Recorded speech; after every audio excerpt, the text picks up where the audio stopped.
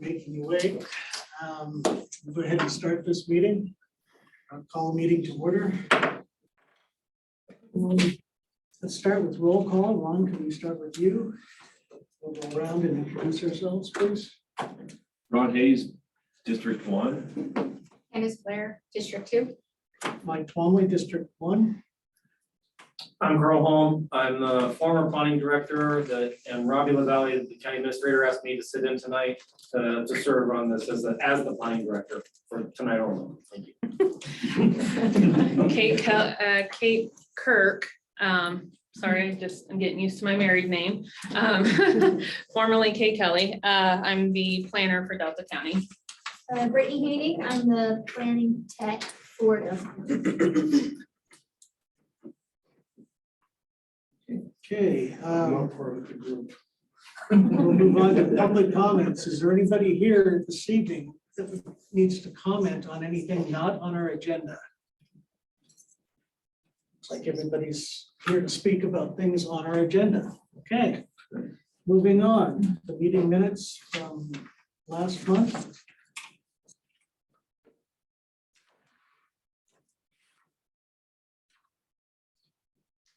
Is there anything to go over there? Anybody have issues?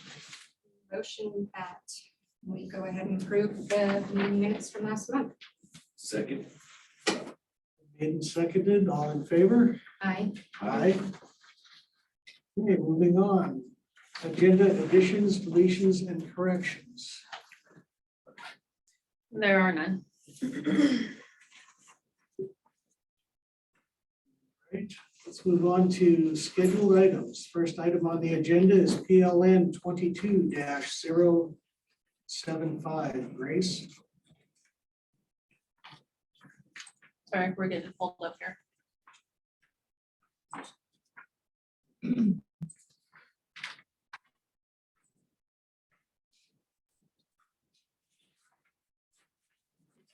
Bear with us, the computer is very slow. All right. So the first item that we have is PLN 22-075, which is Grace.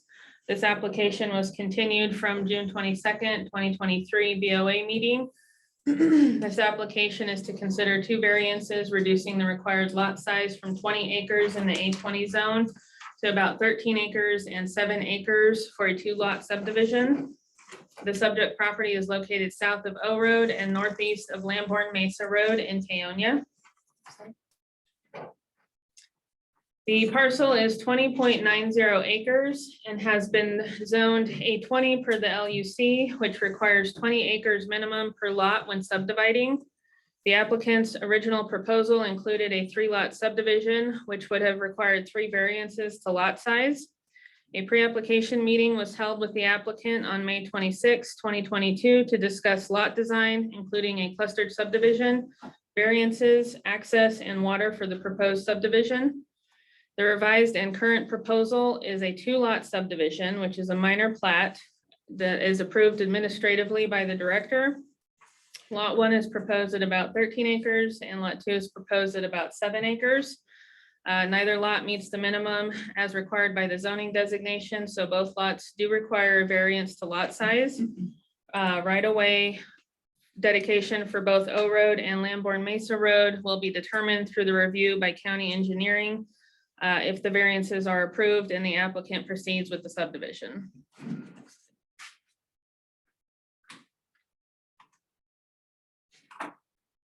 You have to click back in it. There you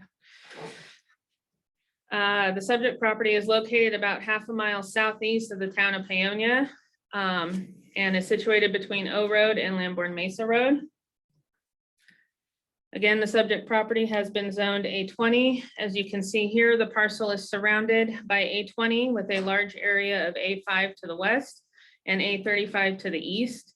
Acreages in the area range from 1 acre to 21 acres, with most of the parcels in the surrounding area consisting of irrigated ag land.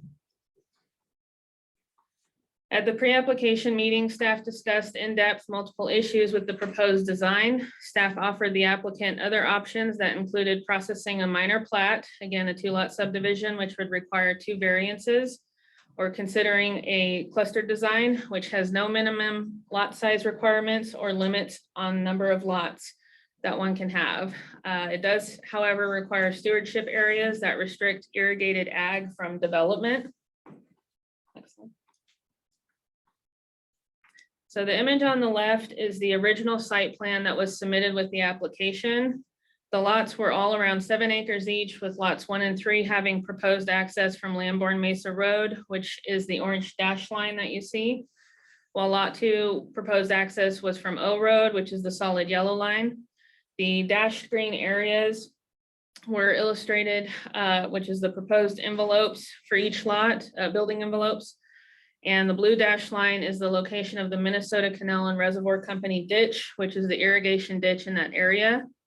The image on the right is the revised site plan that staff received earlier this year for the 3-lot subdivision.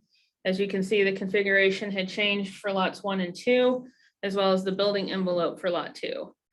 Staff met with the applicant and their realtor about this revised site plan, and it was discussed that staff would not support 3 variances as that proposal did not meet the intent of the LUC. However, if the application was revised to submit a 2-lot subdivision proposal, staff would support taking that to the board, to your board for consideration. Staff also discussed the clustered subdivision design option that was presented to the applicant at the pre-application meeting, but that was not something the applicant wanted to consider. Next slide. The current site plan consists of 2 lots. The property has 2 Minnesota domestic pipeline taps assigned to the parcel. The pipeline company has stated that they would prefer that each lot have 1 tap assigned to it. There is a well permit that was applied for through the state. As it was explained to staff, the well has not been constructed. There have been test holes that were dug, but they are not viable. So the applicant has agreed to assign one of the existing taps to lot 2 and keep one of the others with lot 1. 1/3 of the irrigation water will be assigned to lot 2. And lot 1 access is existing from historical access, while lot 2 is proposing access from O Road. So there are 4 criteria and 3 findings that must all be met in order for your board to approve a variance, specifically the UGA standards. Any lot that does not meet the minimum acreage as required by zoning is required to meet the UGA standards at a minimum in order for a variance to be approved. The access to lot 1 is illustrated as a historic access on a previously recorded boundary adjustment. However, there are no dimensions listed for the access that covers the portion of lot 1. Therefore, frontage for lot 1 cannot be determined. If your board wants to accept the existing historical easement as is, then this would be a variance in itself to the 30-foot lot frontage criteria. Lot 2 meets the minimum UGA standards. Next slide. So this is the boundary adjustment that illustrates the historic access for lot 1. The note reads historic access for parcel to east, which is the subject property. The dimensions on the north end is listed at about 13 feet, while the dimensions listed on the west side where the easement dog legs is about 20 feet. However, this portion is not included on the subject property. So that's what is there right now for the existing access to lot 1. So that's not the mouse for that. So the subject property is to the east of where this purple illustrated line is. And then where the property goes up to the northwest there, that's the jog in the subject property for lot 1 that's being proposed. I'm gonna go back to the aerial real quick. So where that historical access is labeled on this aerial, and then where it jogs up to the northwest, that's where that easement is currently at.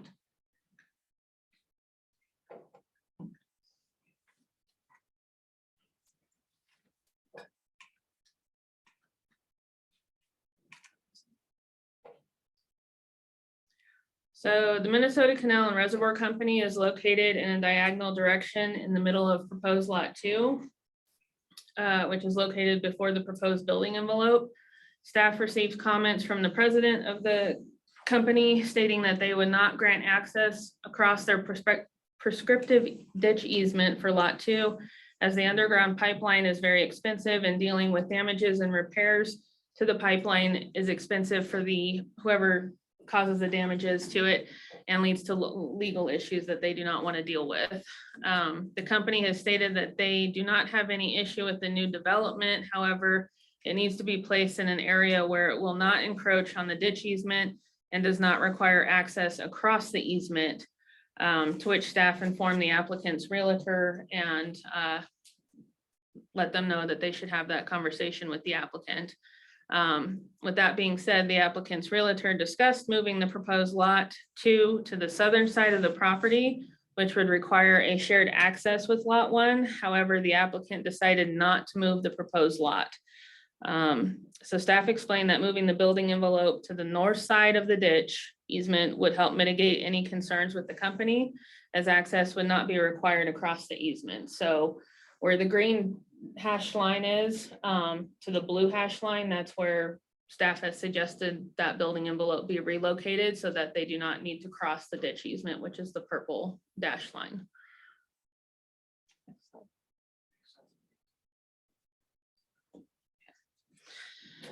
Staff has received numerous public comments in opposition to this application, specifically due to the lack of water in the area and taking the parcel out of ag production to develop another residence. Comments were also received about access concerns, with the majority of the concerns being from O Road.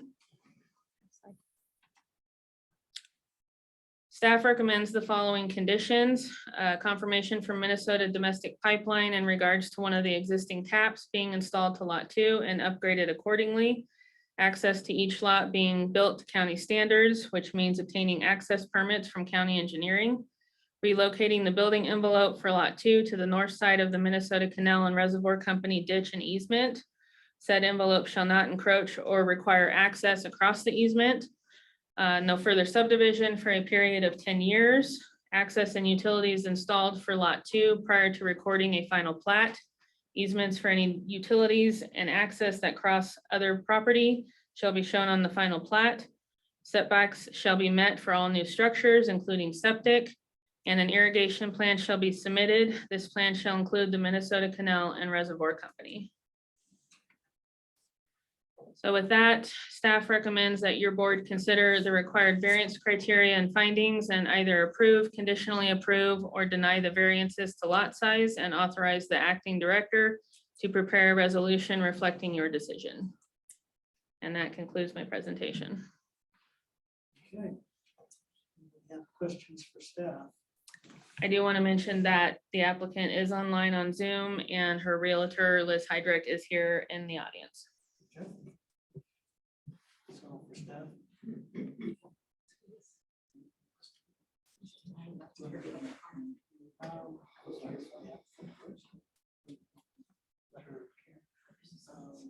We go ahead and hear from the applicant and or the representative.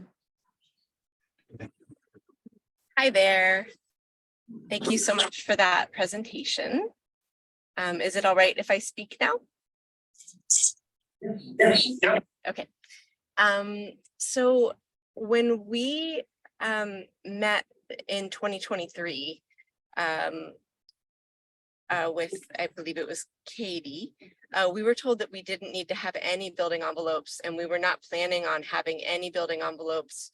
You know, we have a lovely buyer who is already a homeowner on O Road who is wanting to buy this property and farm on it. And we don't have any need to put any kind of building envelopes in at this time. And if that were required, we probably would choose to do it on the other end of the property. Can I ask a question? Sorry. Here.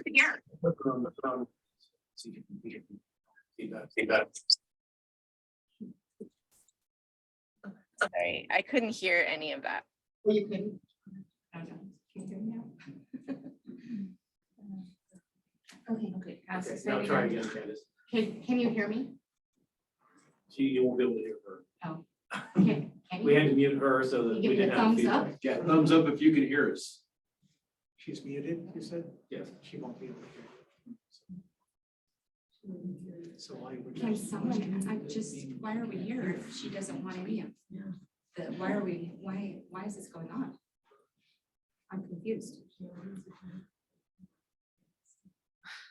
That's a question to the applicant. Yes. Okay, so maybe unmute her, Brittany, see if we can get that question conveyed.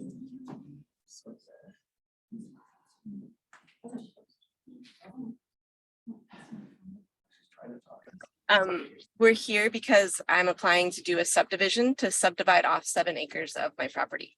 But I was told there was no need to create building envelopes in doing that.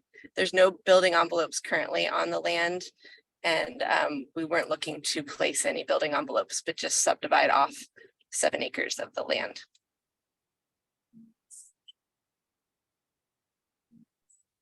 Does that answer your question?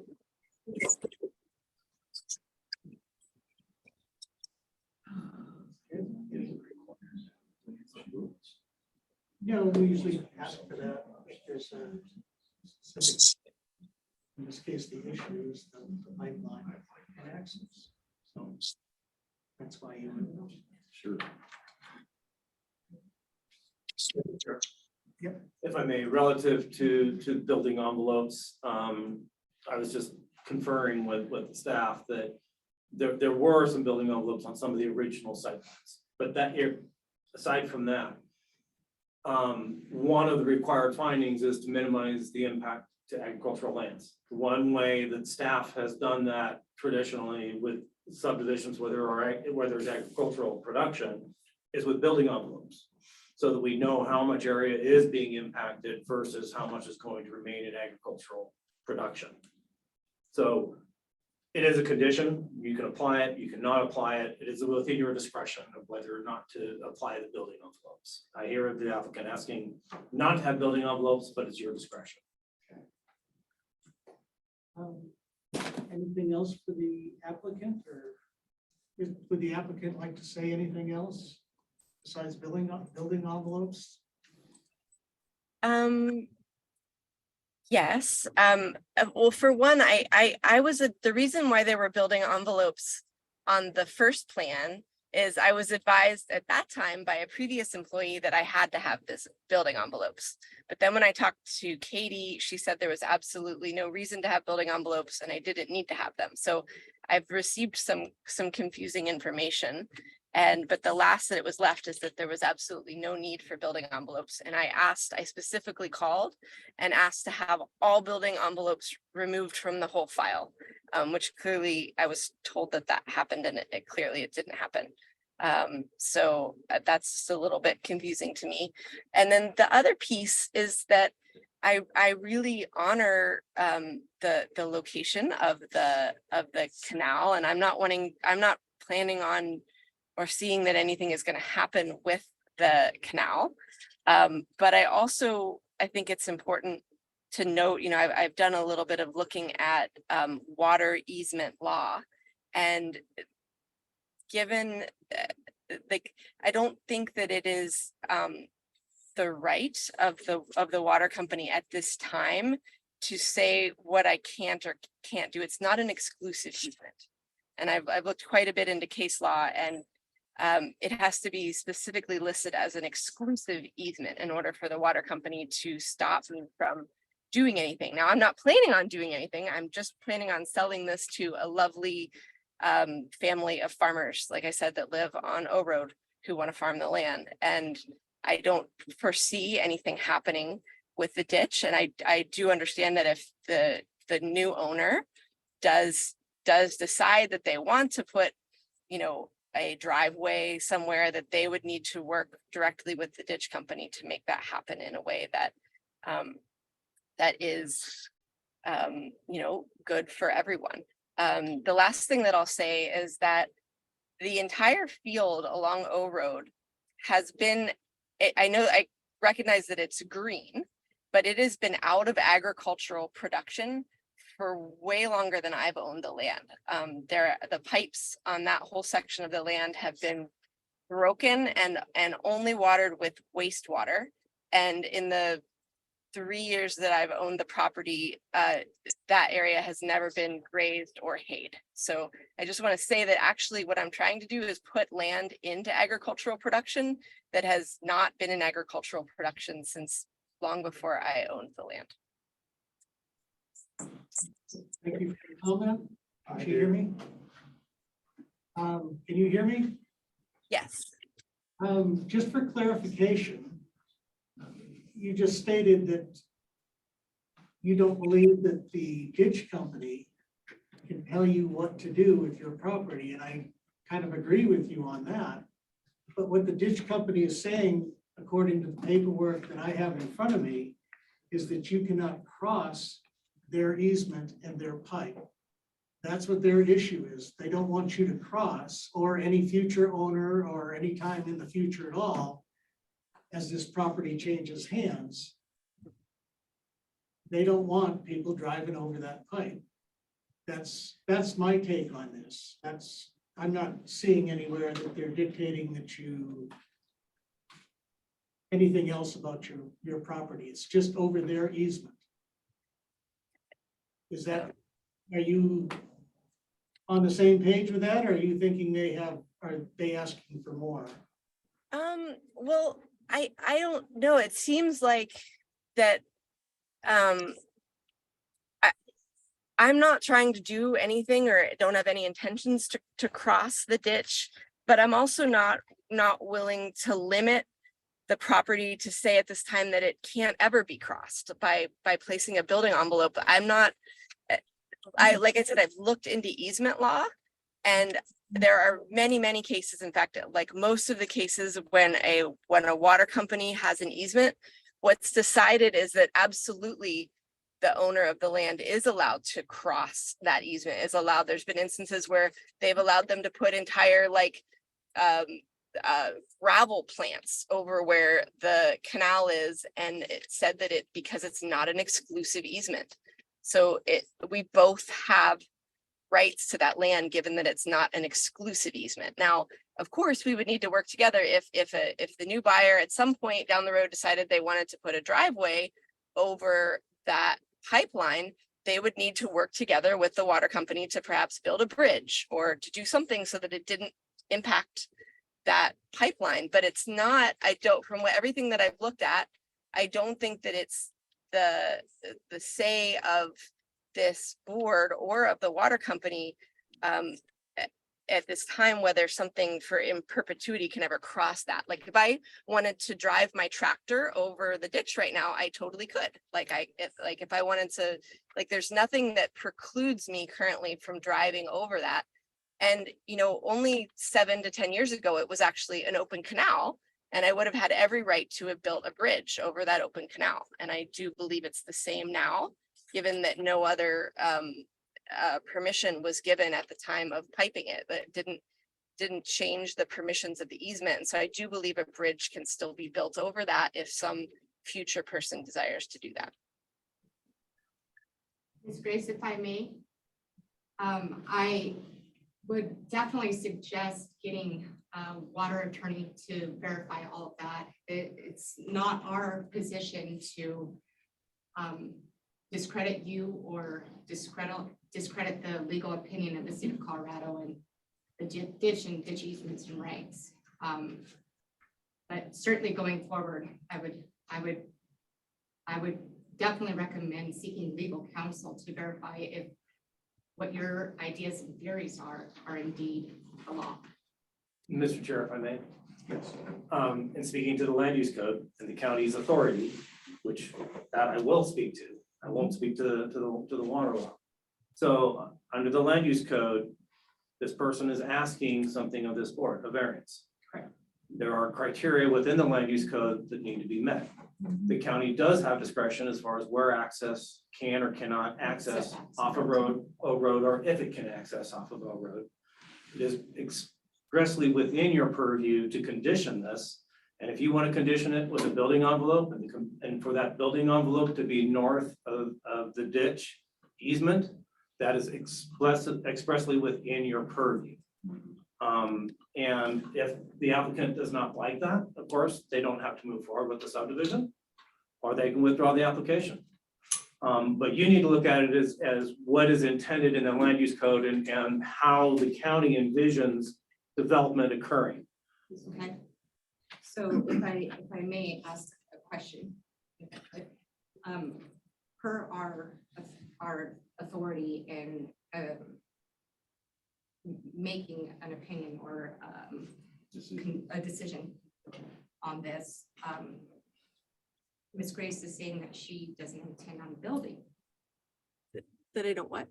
that you don't intend on building. That's Building irrespective. It's envelopes. a lot. It can be sold. And at that point, Correct. somebody will build on So it. then that person goes back to the variance. the Correct. variance That process all that over. variance of the condition, no, that's an entitlement that will run with the land. Okay, So if it's moved forward and it's subdivided, the conditions are there, that goes with the land. So future owners are subject to those conditions. It's actually on the plan. Correct, yes. correct. Okay. So. All right, any other questions for the applicant at this time, or would you? Yes, so as we talked about with Katie, she told us that we could, we were very clear in our last meeting that we had that there were not going to be building envelopes. And so the talk of building envelopes has really just emerged, I think, in the last 24 hours. So we could just move the part that we're subdividing to the other end of the property and just subdivide off the southern end. Mr. Chair, if that's the case, she's amending her application and that's not what is before you tonight. That's not what the people have been here and have been expressed. We would need to continue the matter if that's what she would like to do. Okay, we asked Katie very clearly about this and asked if there is any way that making one version of this, like deciding one end or the other, would possibly impact or continue the meeting, and she said no. So that would be, that would be counter to what we were advised. And we spent quite a bit inquiring about this to make sure that this couldn't happen. Well, it seems like we need to decide if we're gonna continue hearing this case, what exactly the information that we have before us is what we're able to make a decision on this evening. So, Mr. Chair, what you might want to do is open the public comment, hear what the public has to say. If you would like to, continue it for the applicant to be able to show what that moving it to the southern end looks like, or you can approve it as it's in front of you tonight, or you could just deny it. Those are options you have.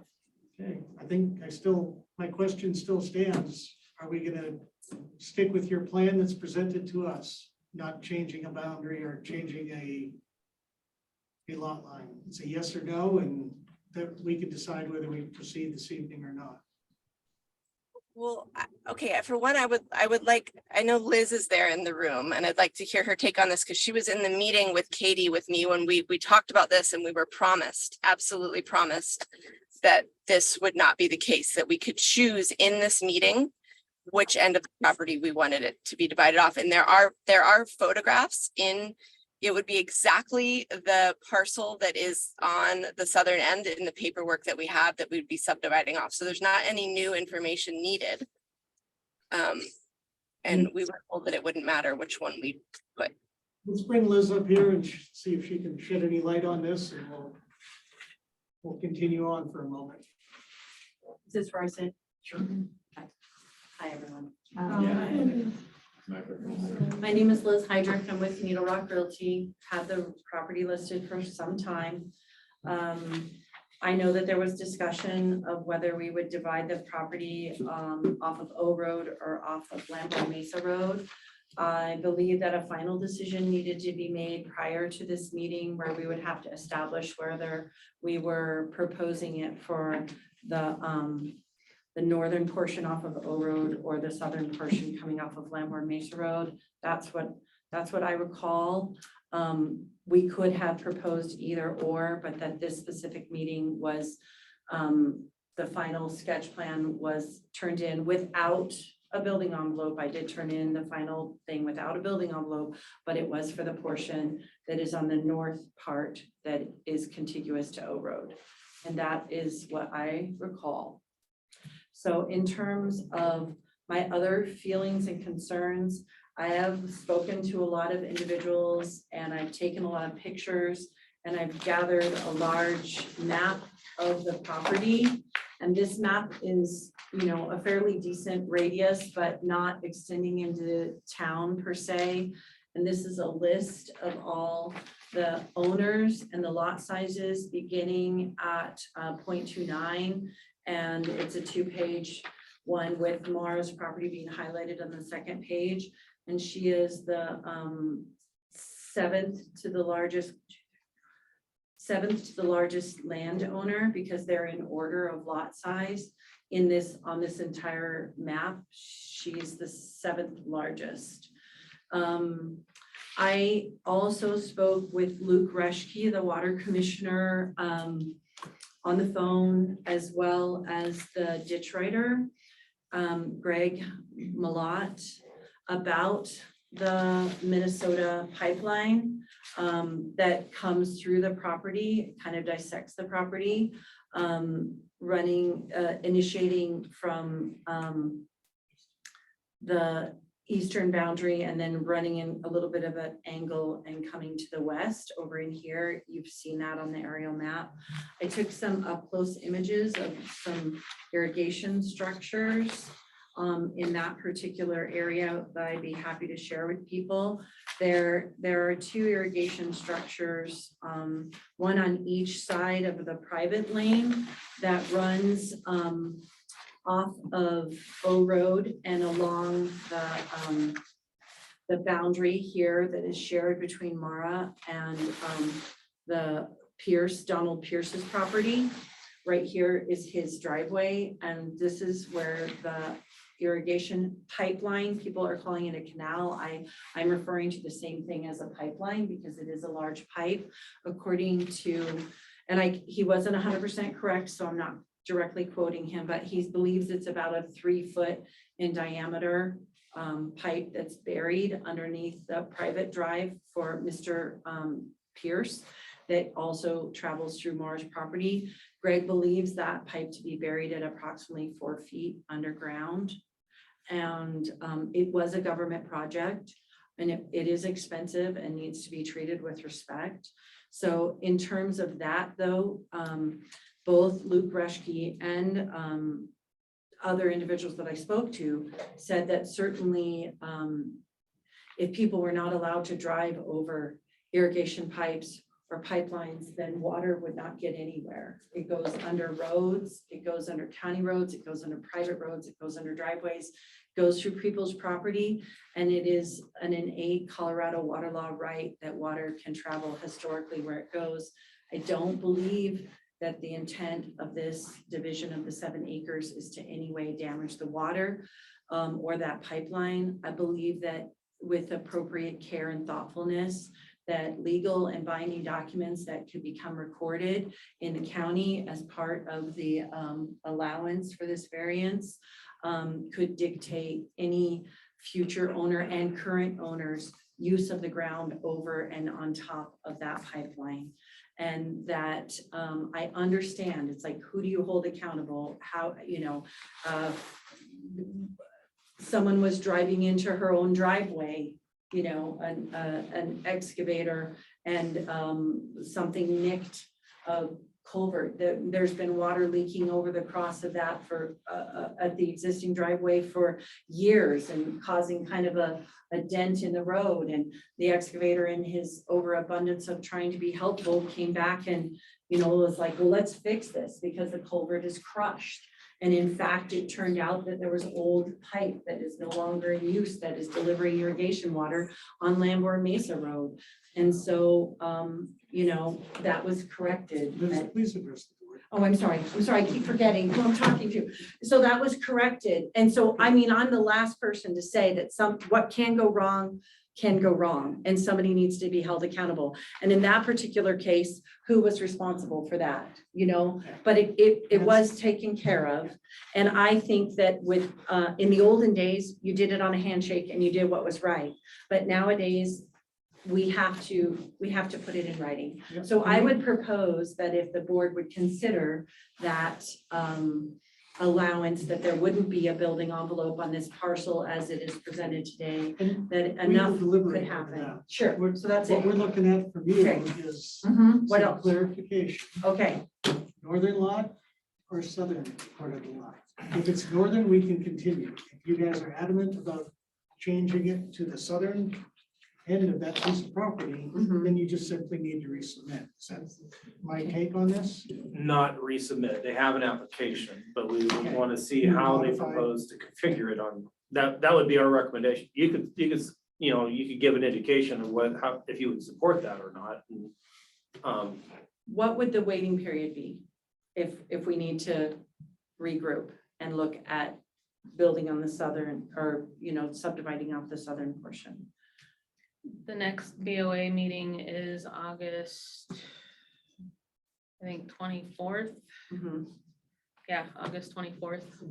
So that's a decision I can't make. So for we her. would have to have a concept plan in time to put it into a staff report, to Mhm. present it to this board. It's not saying that we wouldn't consider that, or, you know, that you can't ask for that. It's just, Right. the board needs to see what it is, you know, what's the Fair. configuration of those 7 acres on the south end. Well, that and the other, and the neighbors And the neighbors, concerned and now parties it's need to be able affecting different to neighbors. have their comments as it relates to Landward Mesa Road versus O Road. Right. I completely understand. I can't make that decision for her. Maura?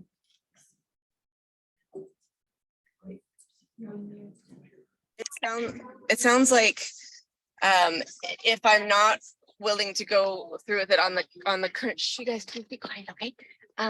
If I'm not able to go through with it on the, sorry. Is it possible to put this through with it currently where it's drawn and not place building envelopes? That's what I would really like to do, and stay. And I understand that in order to go further with the process, we will have to come to an agreement about any crossing or not crossing of the canal, but I'm wondering if we can put this through without needing to put a permanent building envelope in place. I think, as far as the board goes, and as far as I go on that, if you put the paperwork through as presented, then we need to hear all the information. We are not going to make a decision on one major portion of this before we've heard all the information in the case. So if you'd like to proceed, we will continue, we'll glean all the information we can, and we will make a decision. That's the best we can tell you. I can't pick and choose and give you an answer for different aspects of your application. Does that make Okay. Sort of, I think I sort of understand, but I don't fully understand, I guess. So you're saying that so you're saying it's not possible to do it without, so what would happen if we go through this and you say, yes, you can do this, but there's a building envelope in place? Am I then sworn to that building envelope forever, or do I have an opportunity to still reapply to do it a different way? There's, Whatever decision, there's multiple avenues, Yeah. okay? you're not tied to that. forever, right? One would be to proceed with it as your board approves it or conditionally approves it. Second would be to appeal to the Board of County Commissioners and ask to have that condition amended, removed. Or Is it a third, 10-day appeal? what's that? That's her 10-day appeal, so she understands what. That's correct. Okay. And then the third would be to, you know, ask to amend the application. And which was kind of, at that point, since you've already made a determination, it's basically a restart. Okay, so I'd like to go forward and leave this to the board to make their choice tonight. Great. Oh, thank you. We're gonna move on. Do you have anything else to add before we hear from proponents or opponents of the application? Sure. I will just get in front of a few existing situations. The property does have 2 domestic water taps. There was some concern when the property was sold, because the water company wasn't 100% aware that the Gross Roadie estate had a second water tap. And when the town made them take over the maintenance of the water line, and having met with John Rogers up there at the property, who is helps with the domestic water line, separate from the irrigation, same first name, Minnesota, domestic water.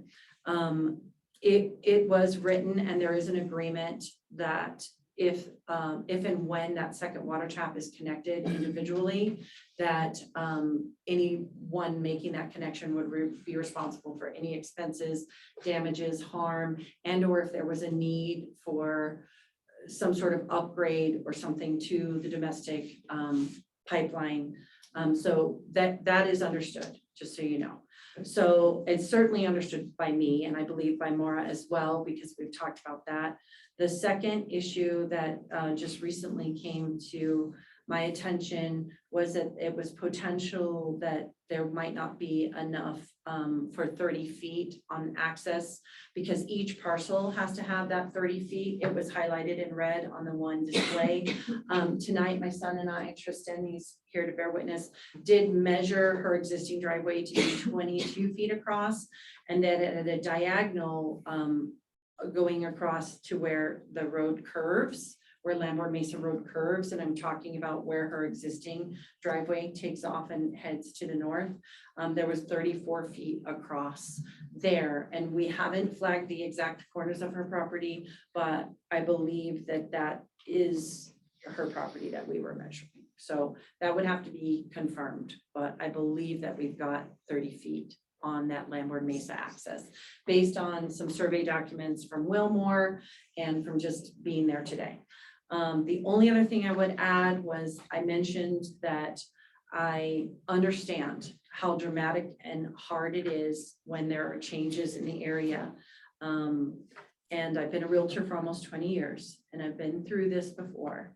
And I know that emotions run high, but I would just ask for some grace, no pun intended, from the audience, to remember that many of these parcels that they now currently live on are probably smaller than the 7-acre parcel that we're asking for today. And that it is not at all unusual in this particular area.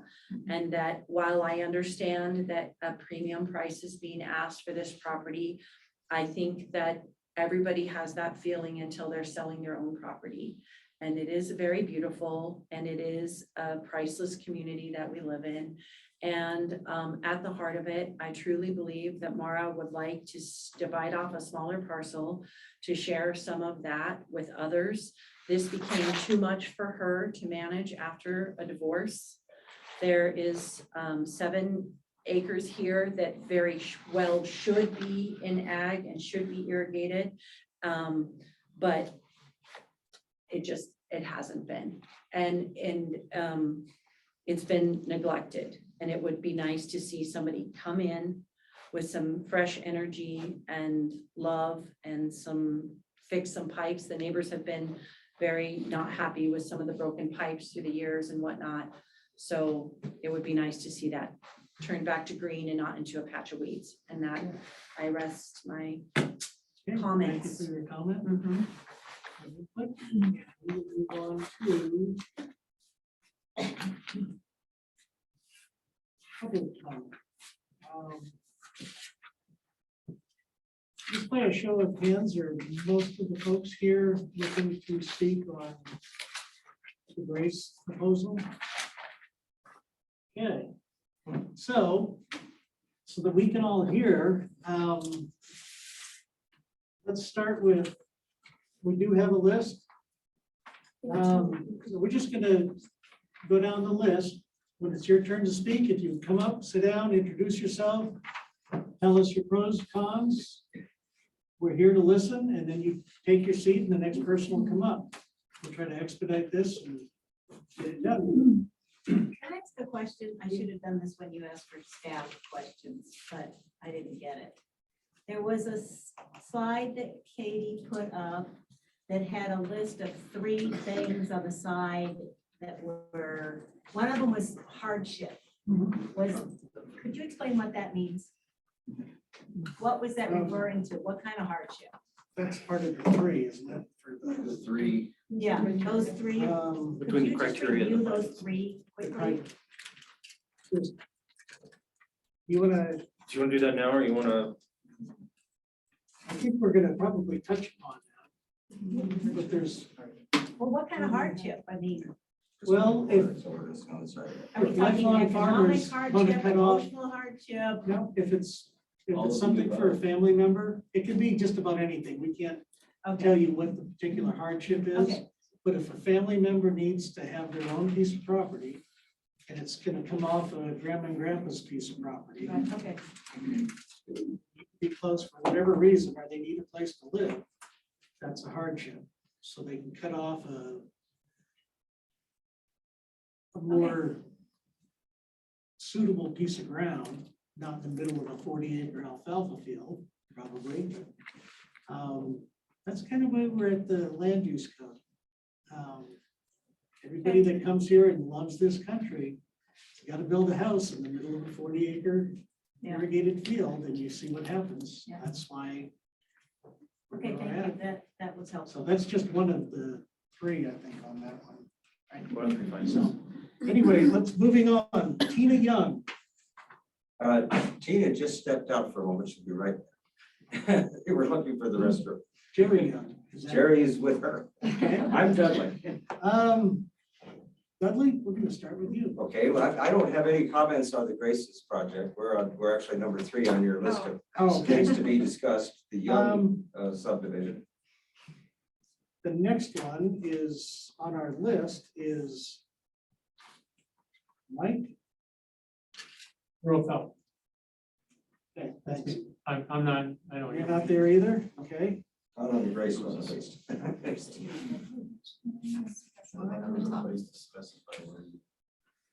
Oh, yep, I'm sorry, yep.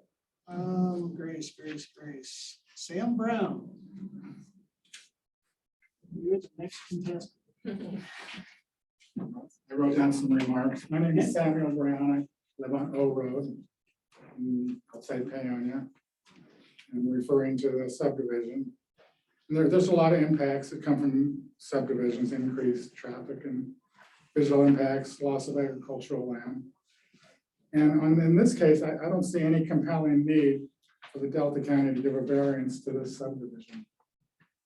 On Zillow, the developer advertises selling the 2 parcels, making it clear that she's not a long-term resident of the community and doesn't intend to be. She also emphasizes Delta County's lack of regulations. So I think we need to hold firm on what regulations we do have. Lamborn Mesa has enough small parcels already. And there's no reason to have a variance to make more. This subdivision is being proposed by someone who simply wants to divide the property in order to sell it for a bunch of money, leave the neighbors and Delta County with all the impacts. And all we want is to preserve our rural way of life in the county. And the county should not give a variance to this project. Thank you. Okay, thank you for your input. Andrew Miller. Hello. Hello, so I'm Edna Miller. People know me as Tara.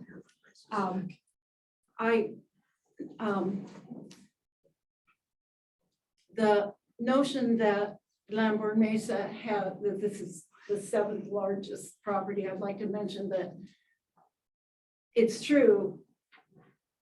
There are a lot of small properties already on Lamborn Mesa. And as we get higher up, they're bigger, and this is higher up, and it's like already built out a lot.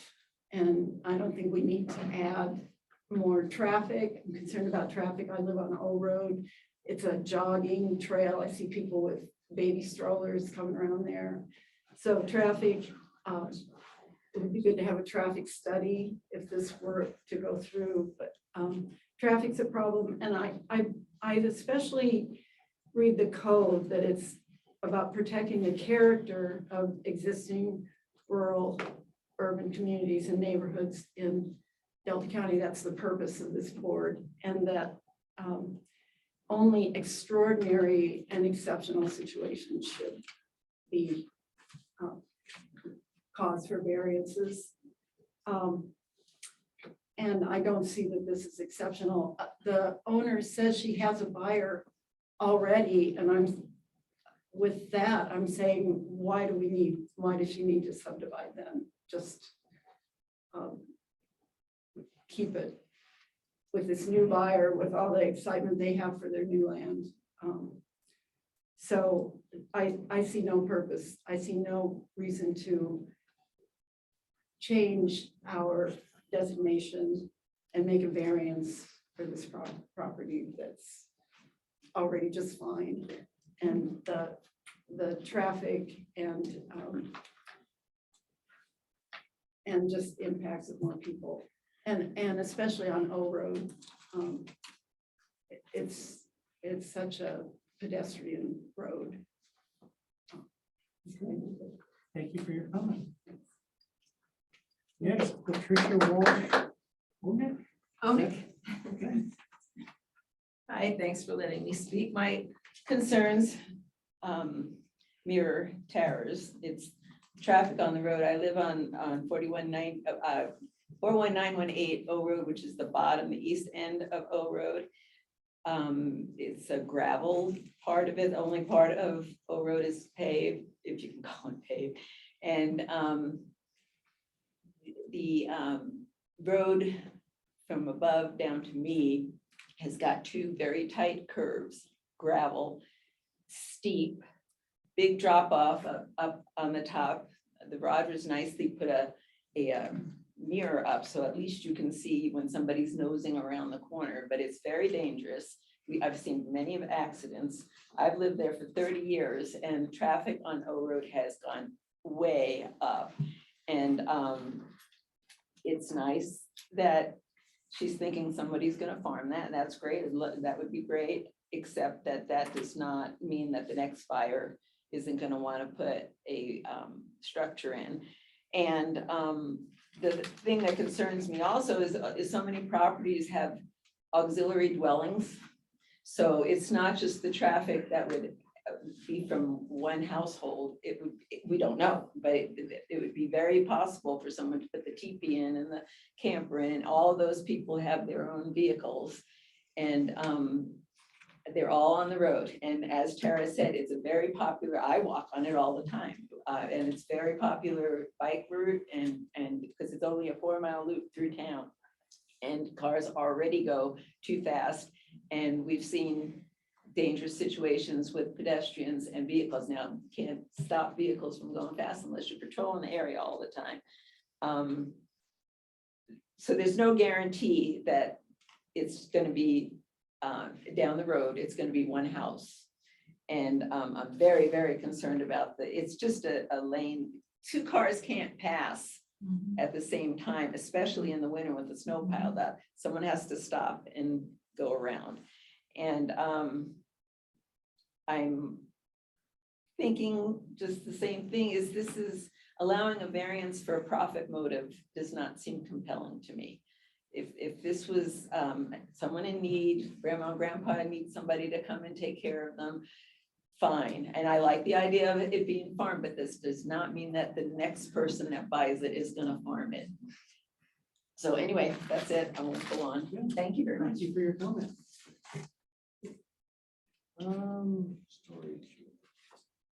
Tristan Todd. Yeah, I'm just here to hang out.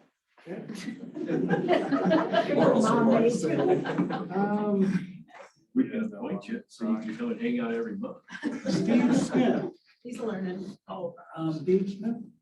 I only have comments about if it's the south parcel.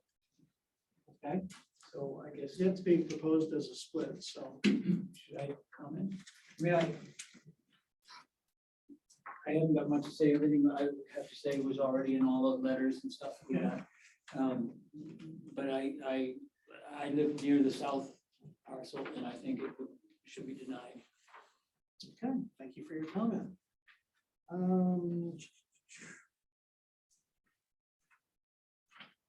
Hearing on. Gone hard, just like it's written. Yeah. I live on O Road and I farm on O Road. I also, we have 4 farms, small farms, because that's all the acreage that's available. So we farm in multiple places. We also take care of multiple properties on O Road, which the people who own them are not farming them, but we are farming them for them. So O Road is an agricultural area. I think when it comes time for Don Pierce, he is going to let you know that this parcel that Mara says has not been in agricultural production.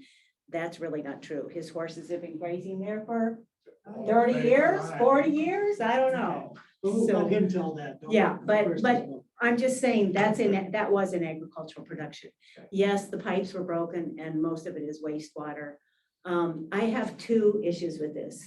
The main issue is this doesn't fit with any of the criteria of our land use plan. I have a real problem when someone, if you read the Zillow ad, if you read the first Zillow ad, that one was even worse because it said in there 3 times, there's no regulations in Delta County. You can build anything you want. And I think that's a really cynical attitude to have about our county. I think we have a land use plan. Everybody works hard to update it, to get a new master plan, to follow the trends, to try and look at the demographics and look at the growth and make sure that it is still appropriate. And taking anything out of agricultural land that is not necessary is not appropriate based on what our current master plan is. And I think that we should stick with those regulations. Having that said, I have a problem with the ethics of it in stating that things that are just simply not true. One, irrigation water, it runs all the way till the end of October, and nobody else has water like that. That's clearly stated in the Zillow ad. That's not true. I'm on the same ditches. I manage those properties. I know how that water goes. Some years we're lucky and we do get it till October, but it's just a misrepresentation of this entire sale. And that I think is to get the $1.6 million price, which is twice what the property is actually worth. So I have a real problem and I think it should be denied. I actually personally have I want to talk to something that Liz brought up, which was the culverts and the water flowing and all that stuff. The excavator who fixed that was us. And the reason we fixed it was because when Mara's husband and she split, my farm manager, I didn't want to do it, but my farm manager felt sorry for her because here she was, a single woman that knew zip all about anything having to do with Colorado or water or farm or anything. And she had 3 kids. And so he said, no, we should help her. So we took over irrigating and watching that land. She was never there. She was gone all the time. I don't know where she was, but she was never around. We could never get a hold of her. And it was the high runoff year 2 years ago when, remember, everybody was just getting flooded out because it got warm really early and all the snow melted. And her house was about to be flooded. And we had irrigators going up every day to move her irrigation for her. And we had to do something to keep her house from flooding. So I tried to contact her. She wasn't around, but I did finally leave a message and said, we got to go put some waste ditches in or your house is going to flood. Well, when we did that, she was complaining because the water was running down over the road on Lambour Mesa off of where her drive access is. So we fixed that too. And that's when all this smashed culvert and all that business came up. Yeah. We didn't smash the culvert, but we went in and fixed it. And then she ripped me up one side and down the other because I did something that she didn't approve of. It didn't fit with her vision of how the property should look when the people who were gonna pay $1.6 million came to look at it. We kept her house from flooding. And so I just am like, and she fully admitted, she said, you know, I know you have to keep telling me because I don't know anything. I don't know what I'm doing. And I was like, well, yeah. So we got first cutting in and we said, we're done. They let my cows out. We put the cows into that property where Don runs his horses and somebody had a big party. She said, there was never a party up there. My irrigator was there and there was a party going on. They opened the gate and left my cows out. They ran down the road, ran through a good hayfield of Joe Bertard. He was livid, ran 3 of his horses through the fence. I picked up the vet bill to take care of the horses that had gotten cut. And this was all just complete irresponsibility on the part of this parcel. So I said, we're done. We're not, you're gonna have to figure this out yourself. And I don't know what's happened since then. I don't go back. But all I'm saying is, please keep it in ag land. There is no reason to be subdividing. And this other thing is that the original one was 3 claimed, well, you can get a well, you can have the 2 water taps, and you can build 3 houses, anything you want, because there's no regulations in Delta County. But then it was like, no, everybody said, no, that's not okay. So she tried drilling 2 different wells. They didn't prove good enough, which anybody could have told her that was going to be the case because it's that side of the valley, but nevertheless. So now she's finally decided that I think originally the plan was to save that water tap so she could later do a 3rd split to get the original thing. And I just think that's not really being upfront about how to go about it. So Appreciate your please comments. deny it. Thanks.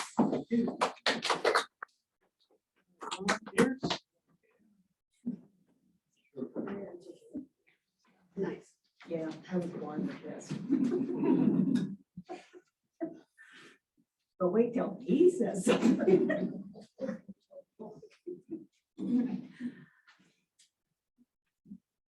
Was neighbor to the east, the whole length of her place borders me. And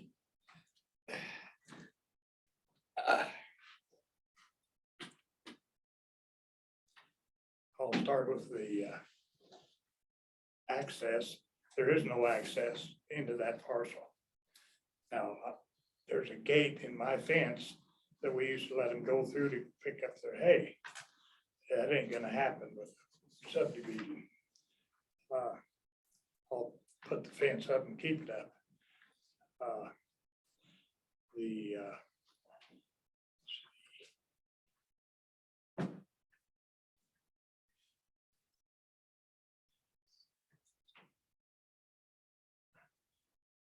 The part about that not being taken care of for 12 years is not true. That's not what I want to say, but that's what I will say. I irrigated it myself 2 years ago. So, and Alberto did too. So that's just bogus. It's good farmland. They've made a lot of hay on that place, upper and lower down. I've even seen them cut hay on that hillside. So there's no reason, just they don't want to do it.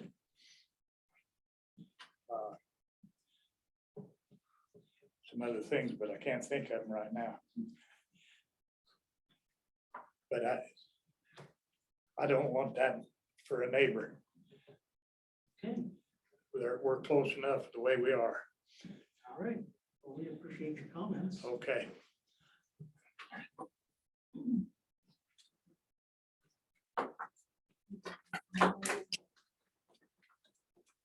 Over.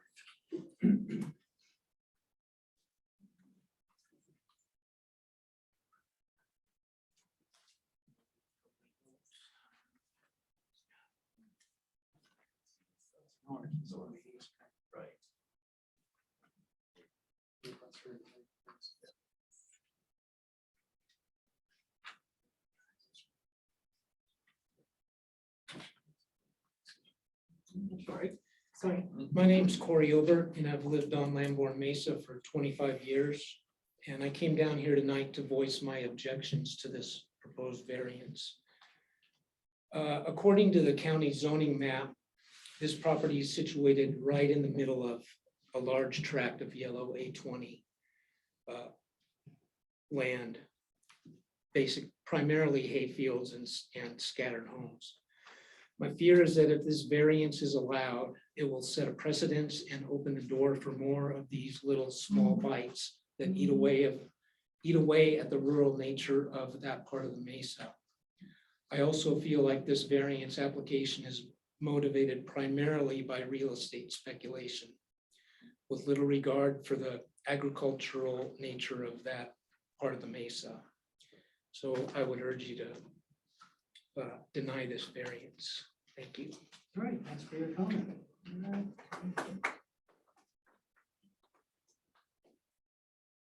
Marlene? Irenberger? Nierenberger.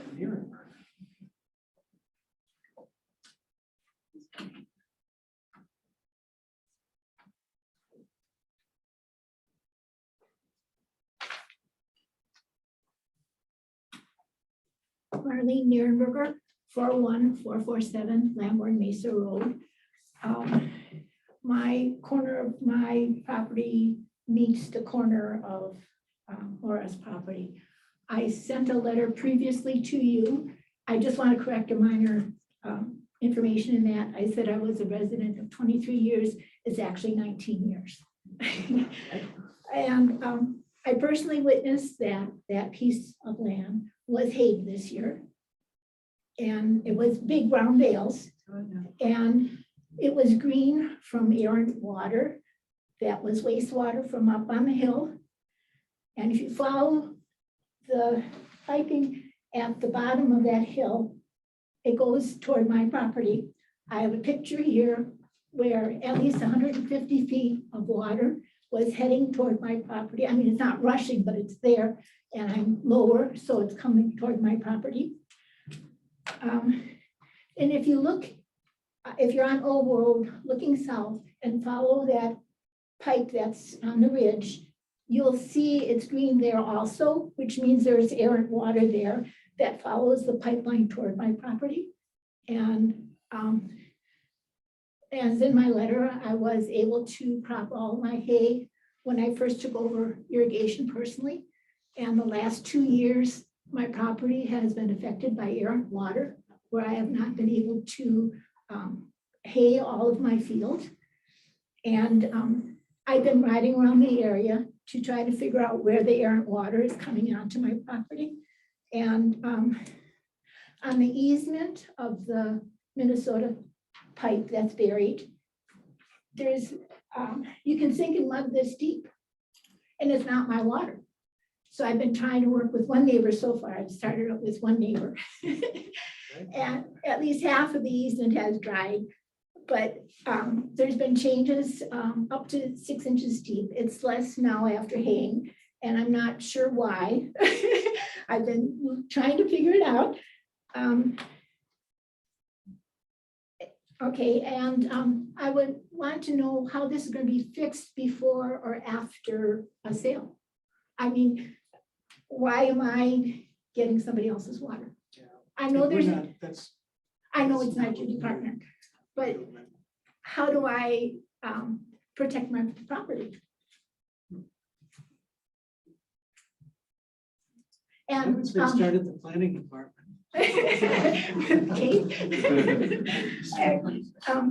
And at the bottom of Laura's property, on her stretch of the Minnesota easement, it's just a swamp. There's no tailwater ditch to catch any of that water. I know it's trespassing and I could get in trouble, but I walked that area and I sunk into mud this deep. And I had to use 2 shovels to keep me from not sinking further to get out and move on. I guess that's I it. don't know how to answer that part. Okay, So, well, thank you. Thank you for your comment. Okay. The next person on the list doesn't say what project they're here to speak about. The first name is Crystal. Oh, yeah, okay.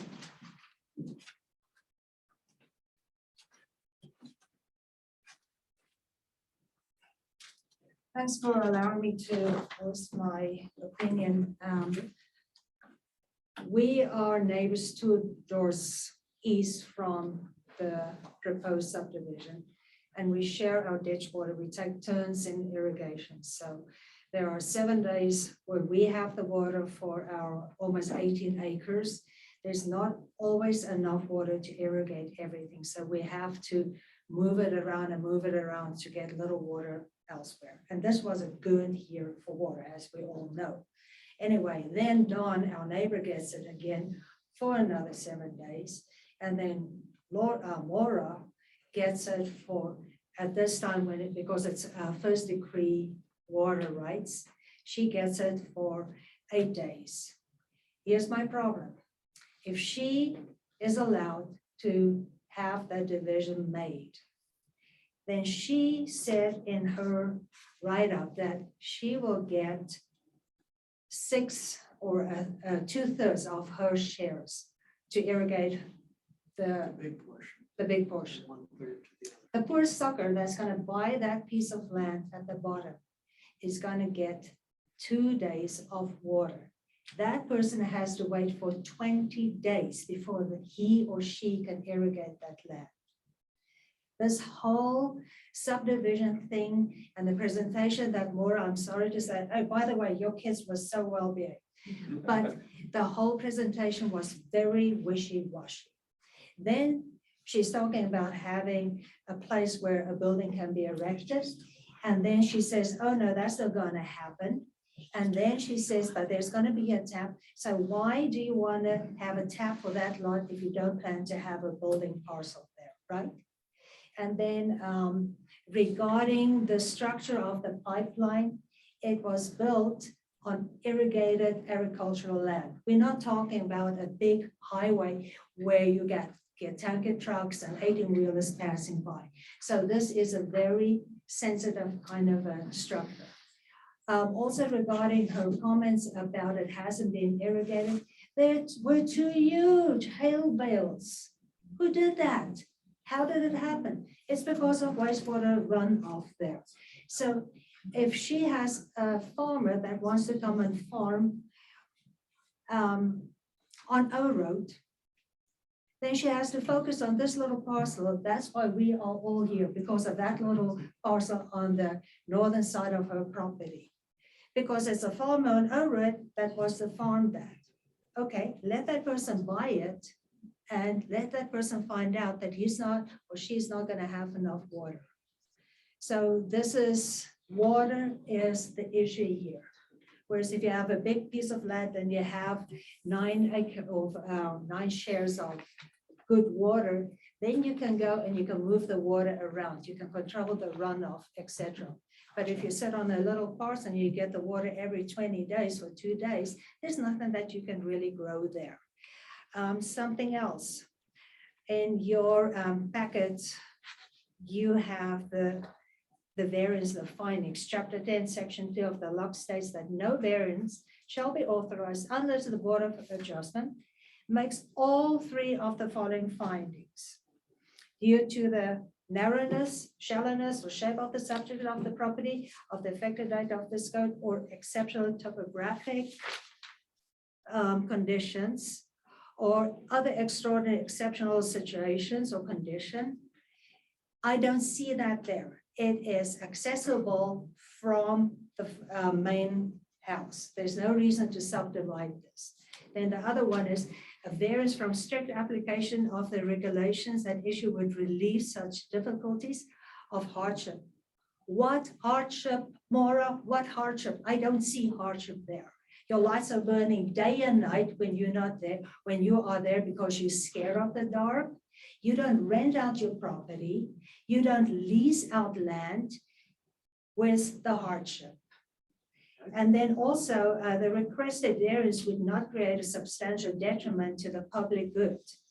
I'm sorry to say, there is a detriment. We have neighbors who've been living there for 47 years. They had their peace and quiet. They doing the hay, and they are farmers. And then to have a piece of barren land because this property can be sold for $400,000, that is a detriment to the neighbor. Also, as you heard, that O Road is very narrow. We've seen people die on that road, and you can go and look at the police records. We've seen accidents on that road because it's so congested. Maura can't guarantee, and we don't know how many people are going to be living there, how many extended family members are going to be living there. These are all things that are kind of wishy-washy. Well, maybe, maybe not. If we don't have a clear idea of exactly what's going to happen, how much water there's going to be, if there's a tap, is it going to be really allocated to this property, which means there are going to be people living there. I just feel it's a very loosey-goosey kind of a thing. And then to say that Delta County, the commissioners, oh, it's a very loosey-goosey kind of a county. Guys, we cannot allow this image to be portrayed.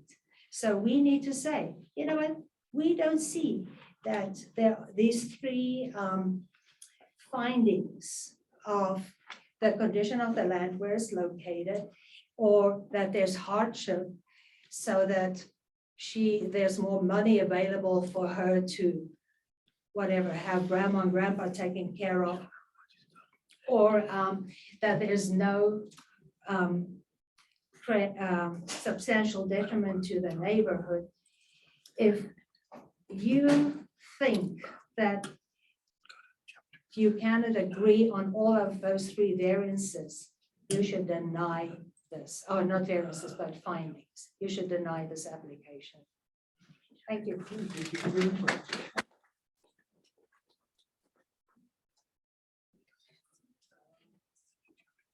Peter Murphy.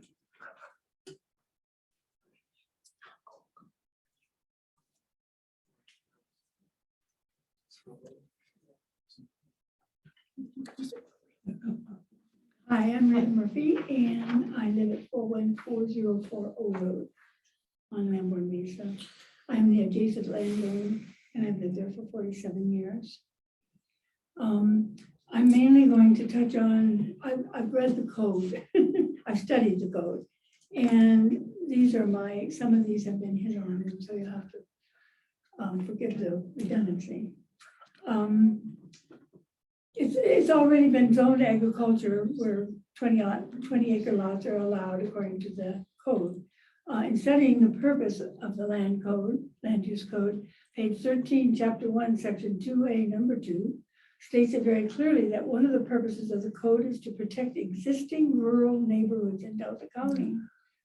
And section 2B lays out that the impact upon the use of private property rights and public infrastructure must be considered. This stretch of O Road is particularly narrow, and the area is already dense with 9 residences living within a half a mile on O Road alone. The code says it establishes a regulatory format of what it means to be a good neighbor in Delta County in terms of use and development of land. And I just find it hard that this split, that in permitting this split, that the purpose of the code would be fulfilled. And this was just hit upon a few seconds ago, according to the staff report to your board. The three findings, and then it says no variances shall be allowed unless you find all 3 of these findings. One was a strict application of the regulation that would result in peculiar and exceptional practical difficulties to, or exceptional and undue hardship upon the owner of that property. And then the second one is that variance from strict application of regulations would relieve such difficulties or hardship. And that the request, number 3, the requested variance would create a substantial detriment to the public good. Now, the O Road issues are multiple. I mean, there are so many. We have farm machinery, and I can personally attest to this. I swear by it, farm machinery, balers, swathers, backhoes, tractors, four-wheelers, side-by-sides, motorcycles, horse trailers, and that says nothing about the bicycles and kids and adults walking in the road, horseback riders, in addition to all the heavily vehicle traffic. And then as to the required findings and variation to the lot size criteria of the 4 criteria, it's supposed to conform to all other requirements of the land use code. And so anyway, granting this variance would take it out of ag production. And I agree with the people who spoke here because they know personally, and I do too. The past 47 years of living adjacent to this property, I've watched it produce good hay crops and horse pasture. It would do nothing to preserve the rural character of our neighborhood, and there are already 9 residences on the south side of that road. And we've reached a saturation point. It's very simply. And I would urge you to please carefully consider the impact this land split would have on the historical agricultural use and the families who live on the road.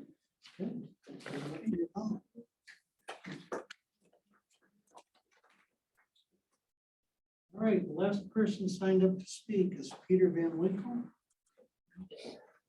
Right.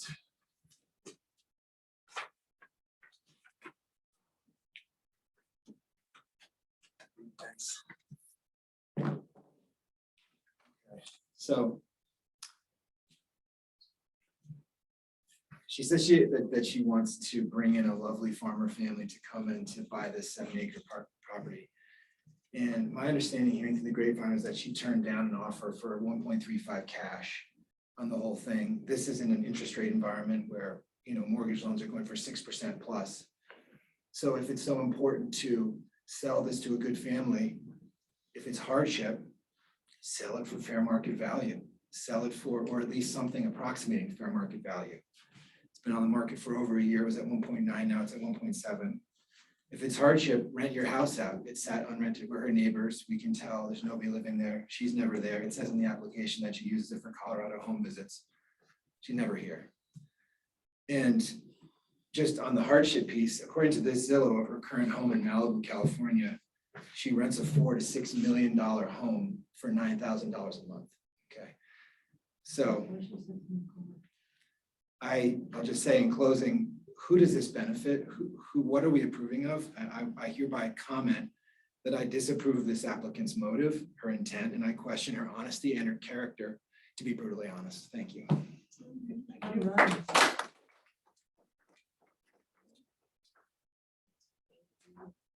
All right. That was the end of the public comment on people that. People online. Oh.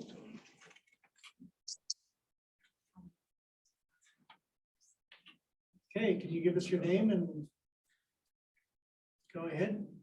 Hi, this is Jennifer Ramsey. My family and I live on Lambert Mesa Road. Part of our property, including our hayfield, borders the property in question.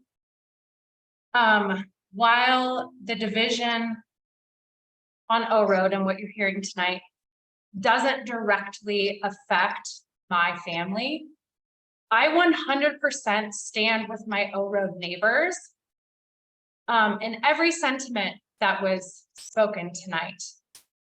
I'm urging the board to really just consider the current land use code. Consider the mission and the vision for Delta County, and consider what this division and who this division benefits. It's unethical what this person is doing.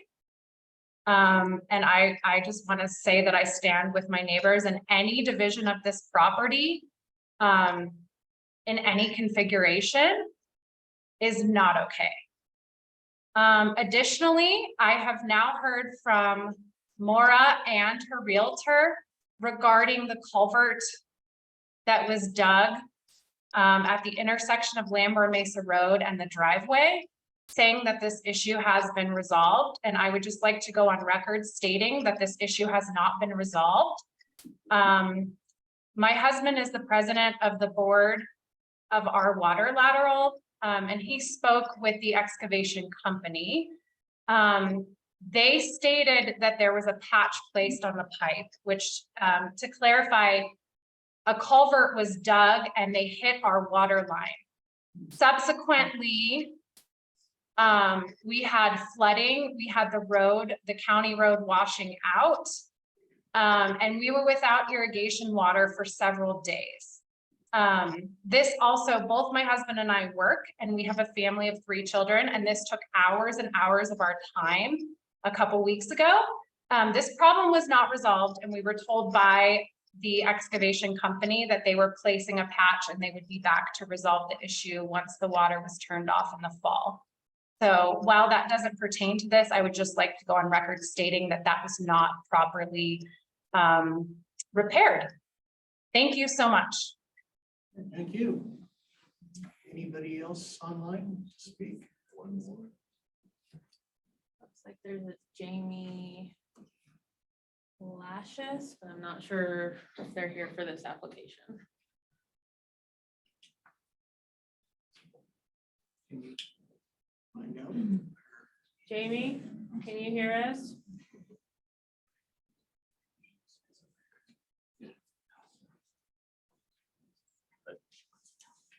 Yeah, if they're not responding, I would just. Yeah, if you, Mr. Chair, move on. Excuse me. It's up to you at this point if you'd like to move on, if they're not All right, responding online. we've heard from the public comment. I don't believe we've ever done this in a meeting yet, but we are going to adjourn for 10 minutes and give everybody a chance to stretch. We've sat for our probably 2 hours waiting for somebody to get here. We are going to adjourn the meeting for 10 minutes and start again at 7:25. Yes.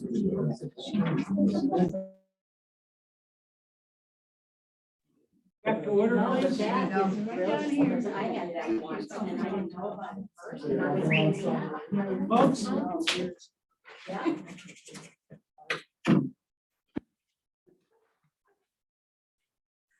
okay, so meeting is on again, and I'd like to give the applicant a chance to respond to anything that's been said by the public here. She is still with us. It shows she's on. She's on. Hi there. Hello. Hi.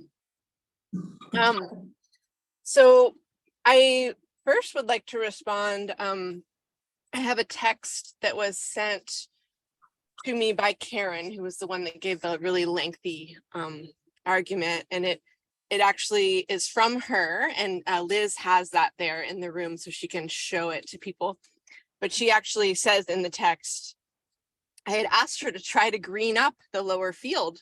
And she said that there was no way to do that because in order to do that, you had to have water from the Minnesota ditch, and that I didn't have any, and that otherwise it was only capable of being watered by wastewater.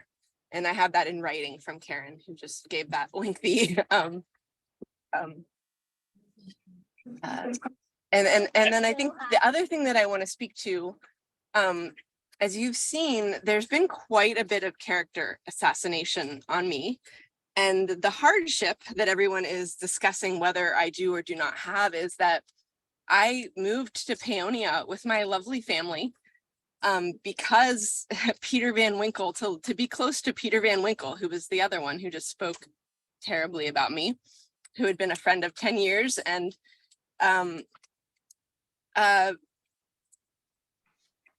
people have in Paonia treated me really horribly, as you've really just kind of seen from people. And it's really sad. And that caused me to need to find a different place for my family, which is really, really sad. And yeah, Peter was off by several orders of magnitude about the house that I currently live in. But the truth is that the place that my family and I live that, you know, it's quite a high cost of living. And so I am in a financial hardship of trying to have a home for my family, where we can be near friends and people that are loving towards us instead of treating us with the kind of hate that you just witnessed. Okay, is there anything else that you'd like to bring up at this point?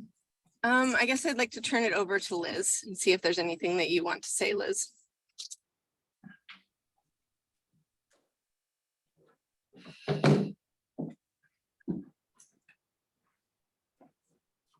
I've been a Realtor for 19 years.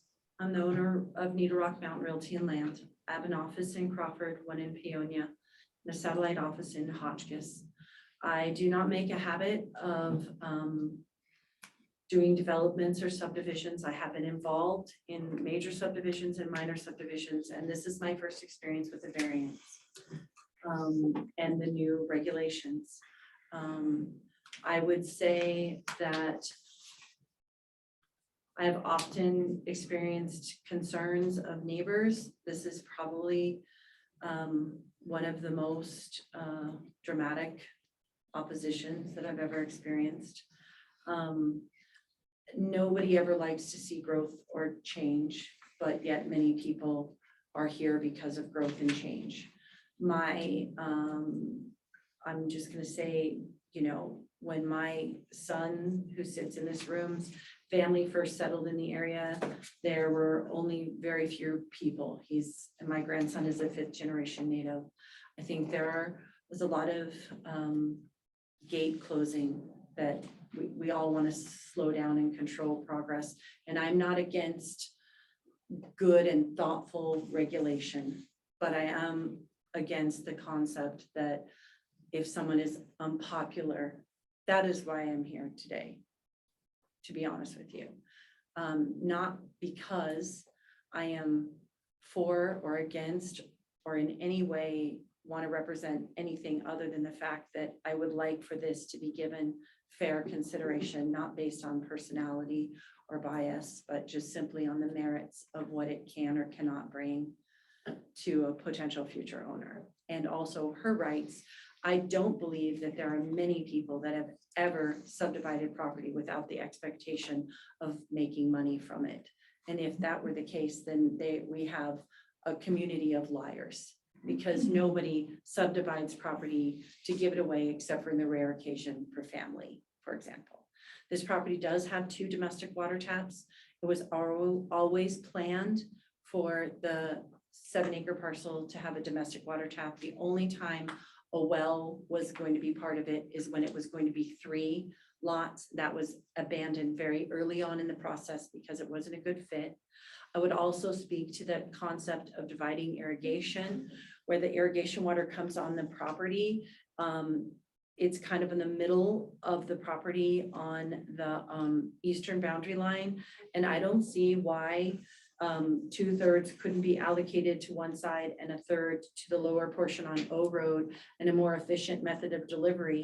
It would not impact the other landowners if this parcel and the 2 pieces that became 1 and 2 couldn't equally, you know, have all of their water for, you know, 2/3 of the water on the upper portion, and then 1/3 of the water on the lower portion, as long as they have a divider. It's not rocket science for all the water to be delivered to the property, and for that 8 or 9 day period of time for 2/3 of it to go to the, you know, 13 acres, and 1/3 of it of the water to go for the full time period of the same duration. So just in practical things, that's easily enough resolved with a diversion box or a meter or a valve or something to split the water.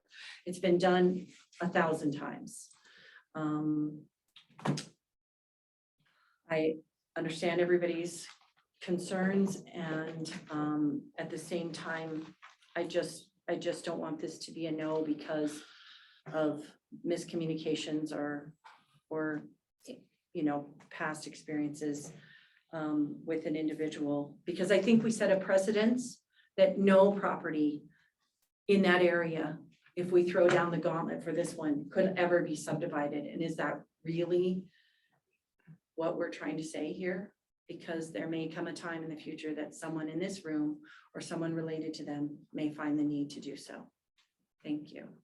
Okay, thank you. At this point in time, we're gonna go on to. Yes. I would like to respond to the water issue. So, what is happening is we take turns with the north lateral irrigation. I think what we've got. Okay, is some- I just want to clarify that that piece of land will get irrigated every 20 days, for 2 days. That's not enough water to do anything. I just want to respond since she responded to me personally. Yeah, but I'd like to keep the person out of it, please. It's not personal. I want to just say, yes, that text is correct. That property could not be properly irrigated because the pipes were all broken. She didn't want to buy the new pipes. It didn't have anything to do with me. Okay. So, moving on to deliberation. Who wants to jump in here first? I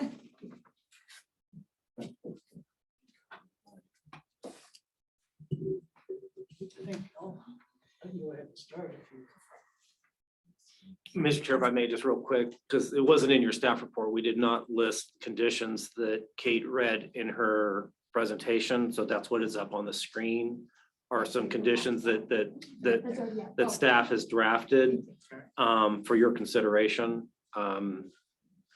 As is, add, delete, modify, however you want to do that. If that's all 8 points?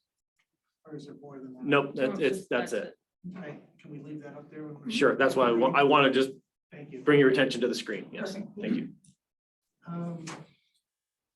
Well, I guess, I think as we deliberate this, the most important, the most motivating factor here with the land use code is to save agriculture. So if we start there, there's a whole lot to talk about on this particular ground. It really doesn't seem to be that dry corner or Adobe or anything like that. It's usually cut off for a family member's dwelling or whatever's going to happen when they come in for a variance. So given the preserving agriculture, I really don't see a hardship. Everything I've heard, we've read in here, meeting the applicant. Hard to use the hardship argument to think about recommending variance. And those are just two major ones that I see right off the bat. We can talk about irrigation water, cutting the ground up. I think no matter what happens, if you take that 7 acres at the top of that field that exists and leave it for anybody that comes along to decide where your structures are going to go, it really isn't going to matter whether you got 2 days of irrigation or 10 days of irrigation, because if they can put it where it's not going to be to the best benefit of the field, the agriculture portion of this piece of property, it's a moot point. Waste your ag ground, really. And we do that. This isn't the only part of the country they do that in either. It just happens way too often. If you have a building envelope and you're concerned about the piece of property that you're creating, it's to your benefit to put a building envelope in there so you control some of how that property looks. Because once somebody else owns it, if there is nothing to dictate where they're going to build, they have the perfect right to build wherever they want. If it's detrimental to the ag ground and the irrigation system, so be it. It's their right. If they're the new owners, that's how it goes. But when you have a unique piece of property like this and you want to keep it green, keep it in production, whether it's hay or a row crop or anything else, you gotta have some guidelines. The next buyer from wherever they're coming from isn't gonna look at it like that. So if you're gonna create a new lot and you wanna preserve agriculture, that's kind of what our job is here. As much as I dislike regulation, it's kind of becoming a necessary evil. If you have a chance as a county to control how some of that growth happens, then that's why we have a land use code. So I guess those are 3 of my issues. You guys.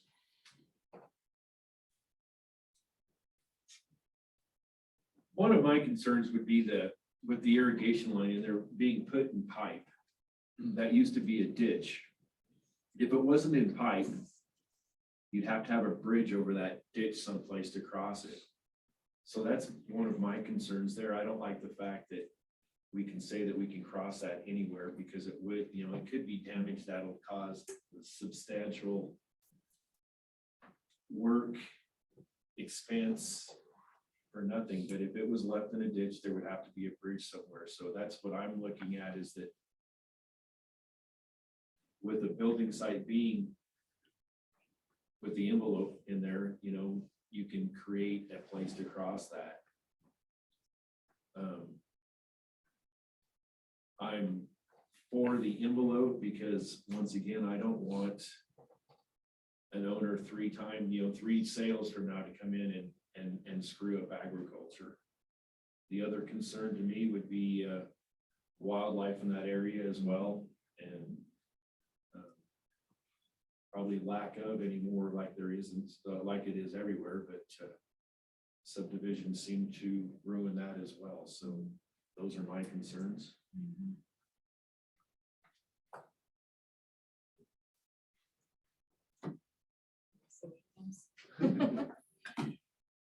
So yes, I share similar concerns. The other concern that I have, just the back and forth and really confusion, the precedent that was set, the application that was given, and yes, we were given go through and go ahead, but it really does make me very nervous. But during the middle of this, ideas were changing, new ideas were being introduced. I think I have the appropriate envelope in my mind. We go back to that map really quick, just to review. Okay, so that is the one, correct? Green dots. The blue one. Blue. Yes. Sorry, colorblind maybe. I don't know. Okay, can we go back to our points of discussion, please? Thank you. So number 7, clearly state setbacks shall be met for all new structures, including septic. That creek runs right through the middle of that proposed lot, and I'm not completely familiar with the topography over there, but it definitely doesn't give me positive hopes for the future of limiting and just sustaining the ag land by chopping it up like that. It just doesn't make a lot of sense to me. I'm a farm girl myself, and any interruption of irrigation or any proposed building, you know, even if we conditionally could approve it or whatever, doesn't make sense to me.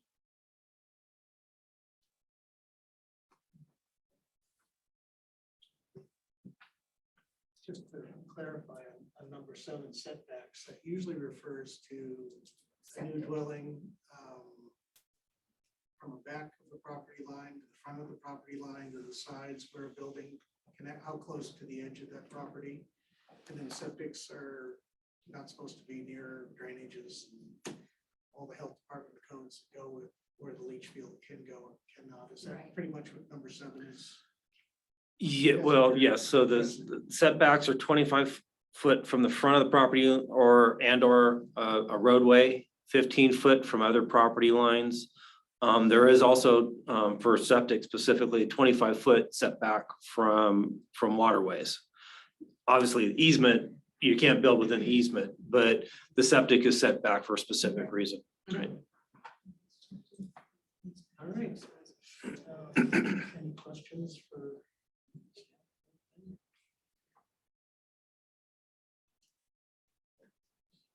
Motion? I would make a motion. PLN 22-075 Grace be denied. I will second that motion. Okay, motion's been made and seconded. All in favor? Aye. Aye. Aye. So that motion carries. So with that, Mr. Chair, I'd just want to be clear that there can be appeal to the Board of County Commissioners of your action. That needs to be done within 10 calendar days. The appeal is based on the record that was presented here to your board, so new information cannot be presented to the Board of County Commissioners. Basically, what the Board of County Commissioners would be looking at is, did your decision, was it not clear and convincing evidence to support the order that's within the record, based on the findings that are required and the criteria that's required for variance? Okay.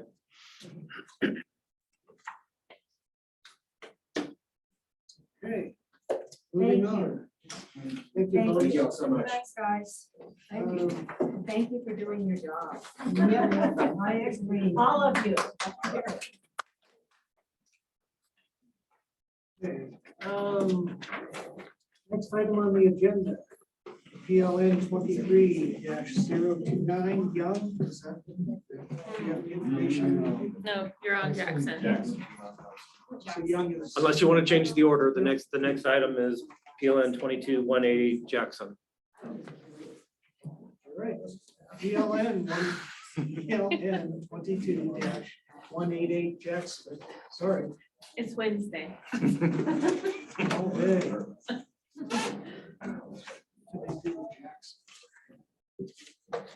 When you're ready. Yep. Okay. Mr. Chair, I'm going to give the presentation on this. So PLN 22-188 Jackson.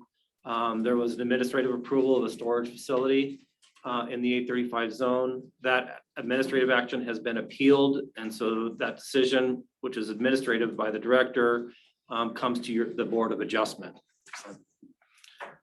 So location is just south of the town of Hotchkiss. It's located, the property, there are two 10-acre pieces north of River Park Road, west of 3400 Road.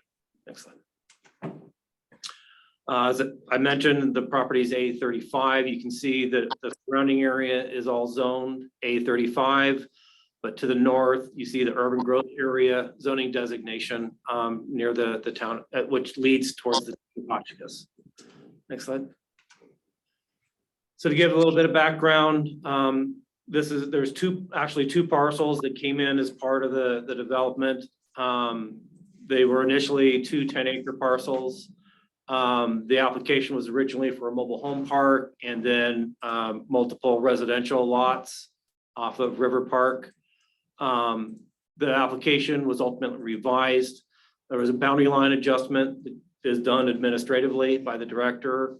That split the parcel into basically kind of 2/3, 1/3. The northern parcel being a little over 14 acres. The southern parcel, almost 6 acres, was for residential purposes. The northern parcel relative to the storage facility. So a storage facility is not specifically listed in the land use code. We look at table 2B, you do not see storage facility listed. So we started with making a determination, and this was done before this, but for other similar cases for storage facilities, it was determined that it would fit best under the rural industry. So rural light industry, basically the storage units themselves would be rural light industry, but the way the definitions are, rural medium industry includes outdoor storage. So in that case, it was the determination of myself as the former director that with the outdoor storage, this would be subject to a limited use permit, which is administrative review. It is also is required to have public notice. Staff did issue a memorandum of approval in May. However, it came to our attention that the notice had not been issued, and that is our error. However, in order to correct that error, what we did is we sent out notice upon that notification. I think it was around beginning of July. And so we gave the neighbors the ability to appeal at that point. We informed the applicant that we were doing that at that point because we needed to per the code. We did receive an appeal. The appeal was filed timely. And so that's where we are today. The appeal is now before you. So there's kind of, there's two pieces. There's, you know, you could look at the determination that this is rural medium industry and limited use. If the outdoor storage was removed, there would be no public notice required. Really what's triggering that is the outdoor storage, and that was expressed to the applicant. If they wanted to amend their application, they did not. So we're here today about a storage facility with outdoor storage, and that's why the notices was included. Next slide. So this is the site plan of the northern part. You can see called the blue outline where the storage units would be generally located, the footprint. And just below that, the red outline would be the outside storage, RVs, boats, that kind of thing. The blue arrow indicates the access point. It was indicated that the northern part of the property would continue to be used with agriculture. Tree farm or something along those lines. Next slide.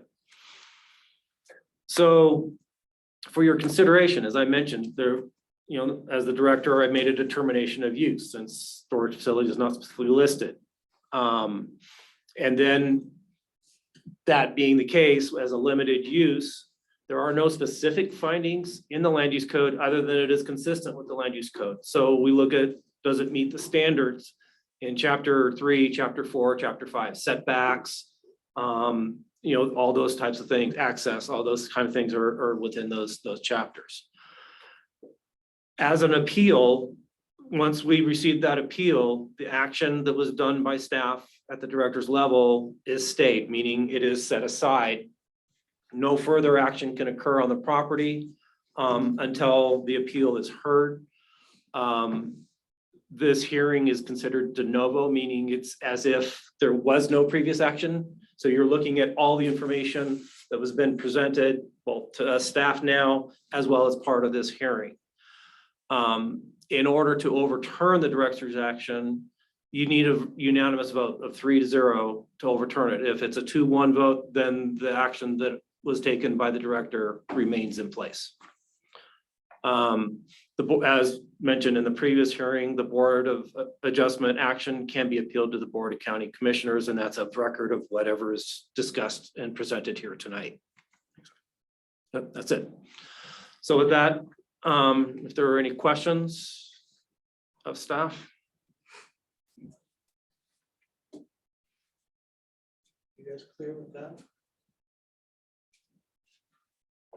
Okay, we hear from the applicant. He's here. So you have, in this case, you have both an applicant and an appellant. And I would probably give each kind of equal bearing. Okay. Well, let's start with Mike if he's. I think, Can you come up here? and tell us? what I would ask is maybe to start, well.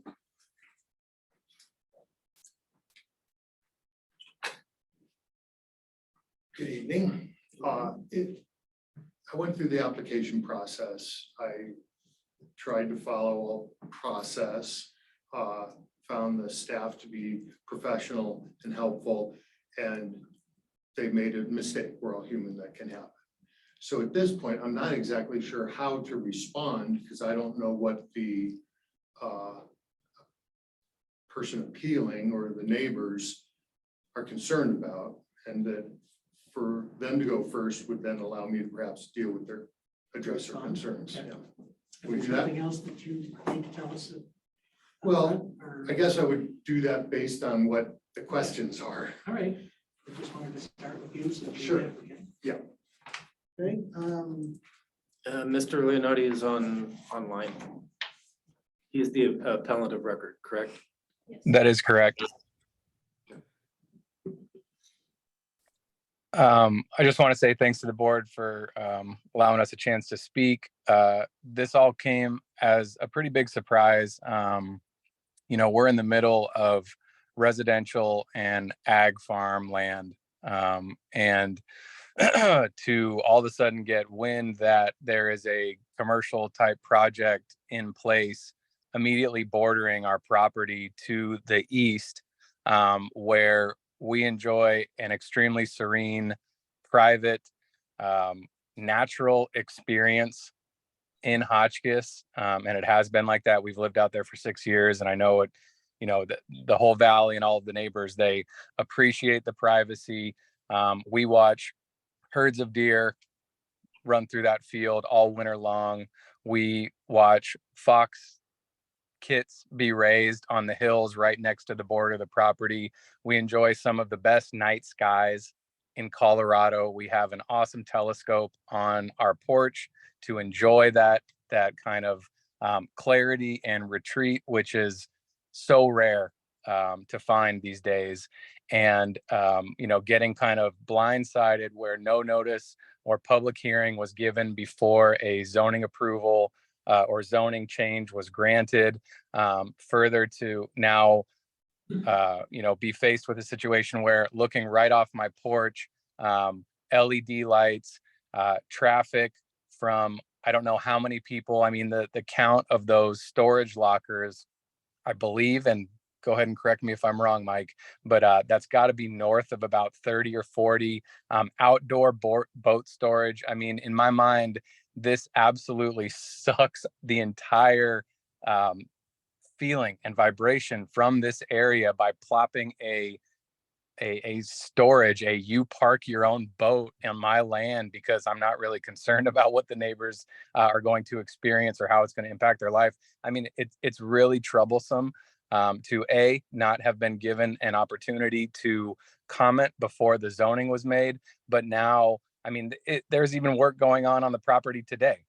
We're appealing it, and it's as if there's no concern for the neighbors. After a brief conversation I had with Mike, where at first I was made aware it was going to be a trailer park, which, we've got parcels that are spread out in the area. There's a good amount of privacy, and to cram a whole bunch of people in there to split up that lot, that was troublesome to begin with. But then once, he said, oh, it's just going to be storage lockers.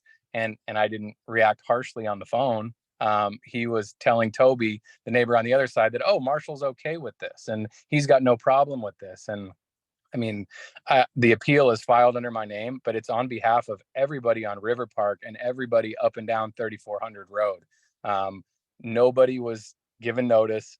Nobody in the area who's lived there. I mean, Mike bought the property last year, I believe it was. And then as this season came online, and right away it's develop it out and storage lockers. And, I mean, it's just, it's very unnerving the way this has happened. I don't feel that the local community has been given a chance to be made aware of it, voice their concerns before it happened. And now we're playing catch up after the fact while he's still doing work on the property today.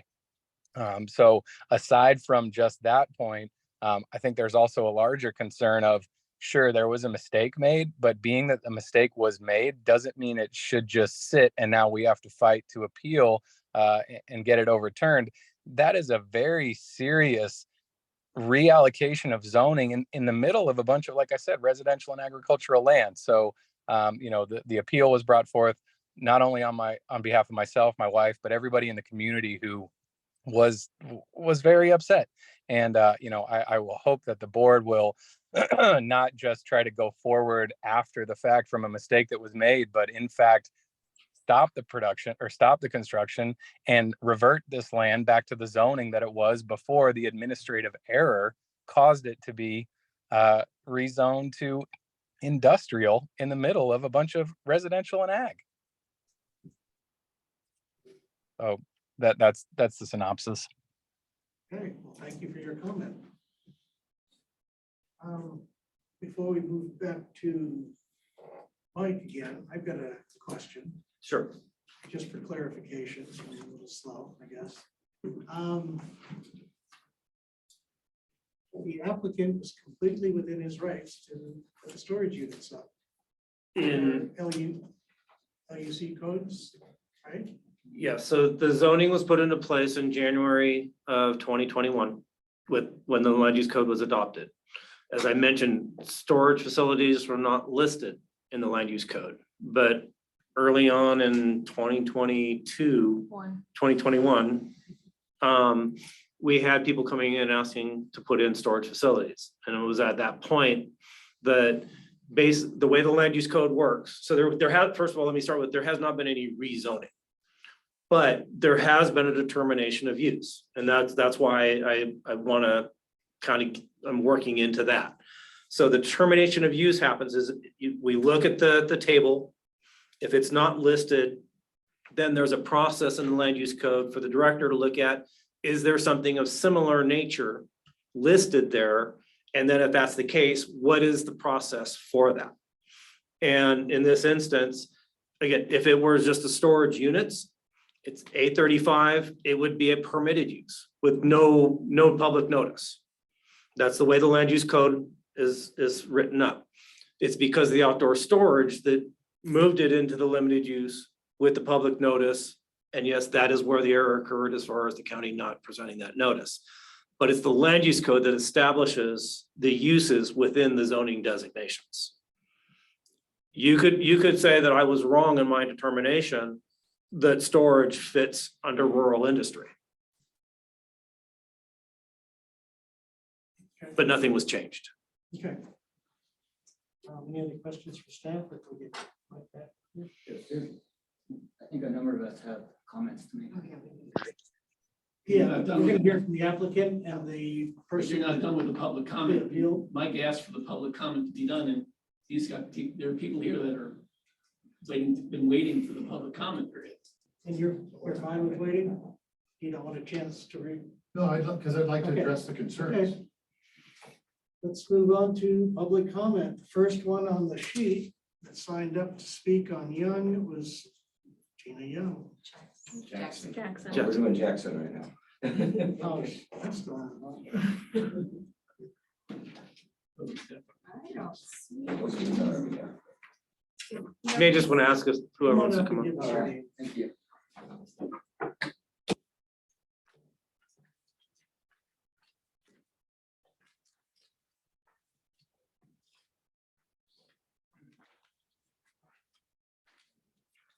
Good evening, I'm Toby McPartlin. I reside at 9353 34 Road. I'm the owner of the adjacent property to this approved industrial development. This hearing and the previous hearing seem like they both should have been at the Planning Commission instead of at this board. And I imagine this may be the case more and more as Carl's no longer on. I think he's going to be very hard to replace and is a big loss to our community. I'm both opposed to this project and to the process that has been followed by the county. Based on the county's LUC, this is an illegally approved development. 3 months ago on May 2nd, this project was approved administratively without any public notice or input. The land was essentially rezoned to rural medium industry by county staff. In a letter from the director on May 31st, Carl Home writes, "It appears that the project was approved administratively without notice to adjacent property owners, and that this falls under rural medium industry with public notice required," as he stated just a little while ago. The public notice was not given by the county. The staff has continued to fail to give proper notice.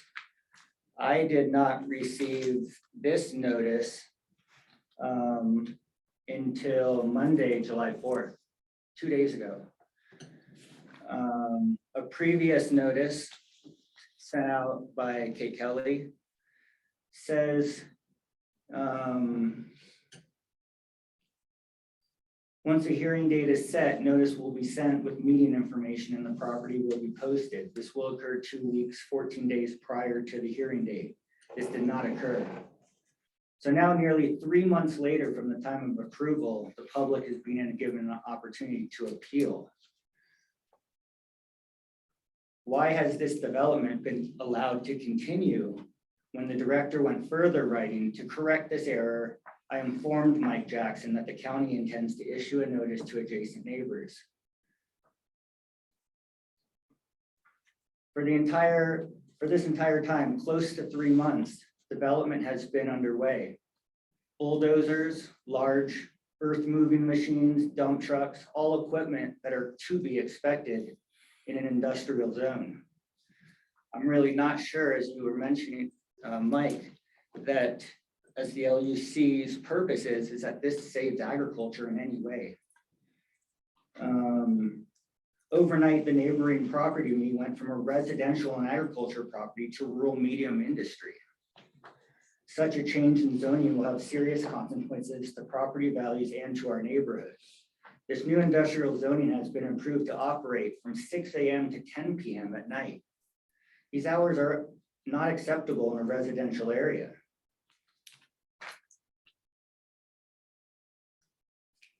It's a really beautiful area that we live on, and this is really unfortunate to see this.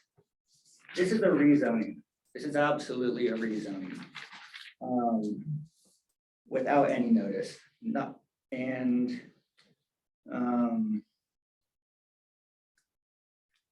So I ask that you don't allow this project to continue. It does not, I don't think it follows the LUC. I thank you all.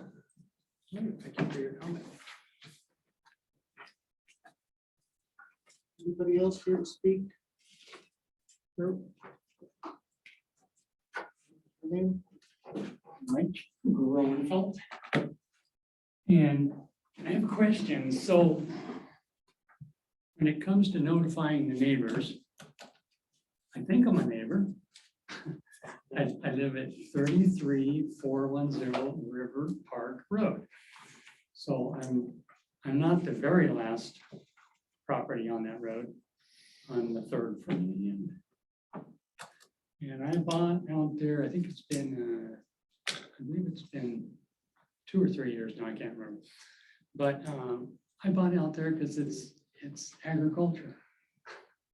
It's beautiful, you know, we don't have a whole lot of light pollution. And I love it, I enjoy it so much. And so would I be considered a neighbor, and shouldn't I have been notified, considering where my property is? I think the notification, planning staff can fill you in on that. It's usually, you guys do 200 lineal feet now from a. By land use code, it's adjacent property owners. We've used the 200 foot. That's also in the land use code. So in this case, the 200 feet is effectively the adjacent property owners because of the size of the properties. Okay. Okay. They're supposed to notify anyway. Well, supposed to. And you're down the street a ways? Yeah, I'm down the street, so I'm definitely beyond 200 feet. But the bright light factor and that's going to be significant, right? You can't have a storage unit that's all darked out at night. I've never seen one.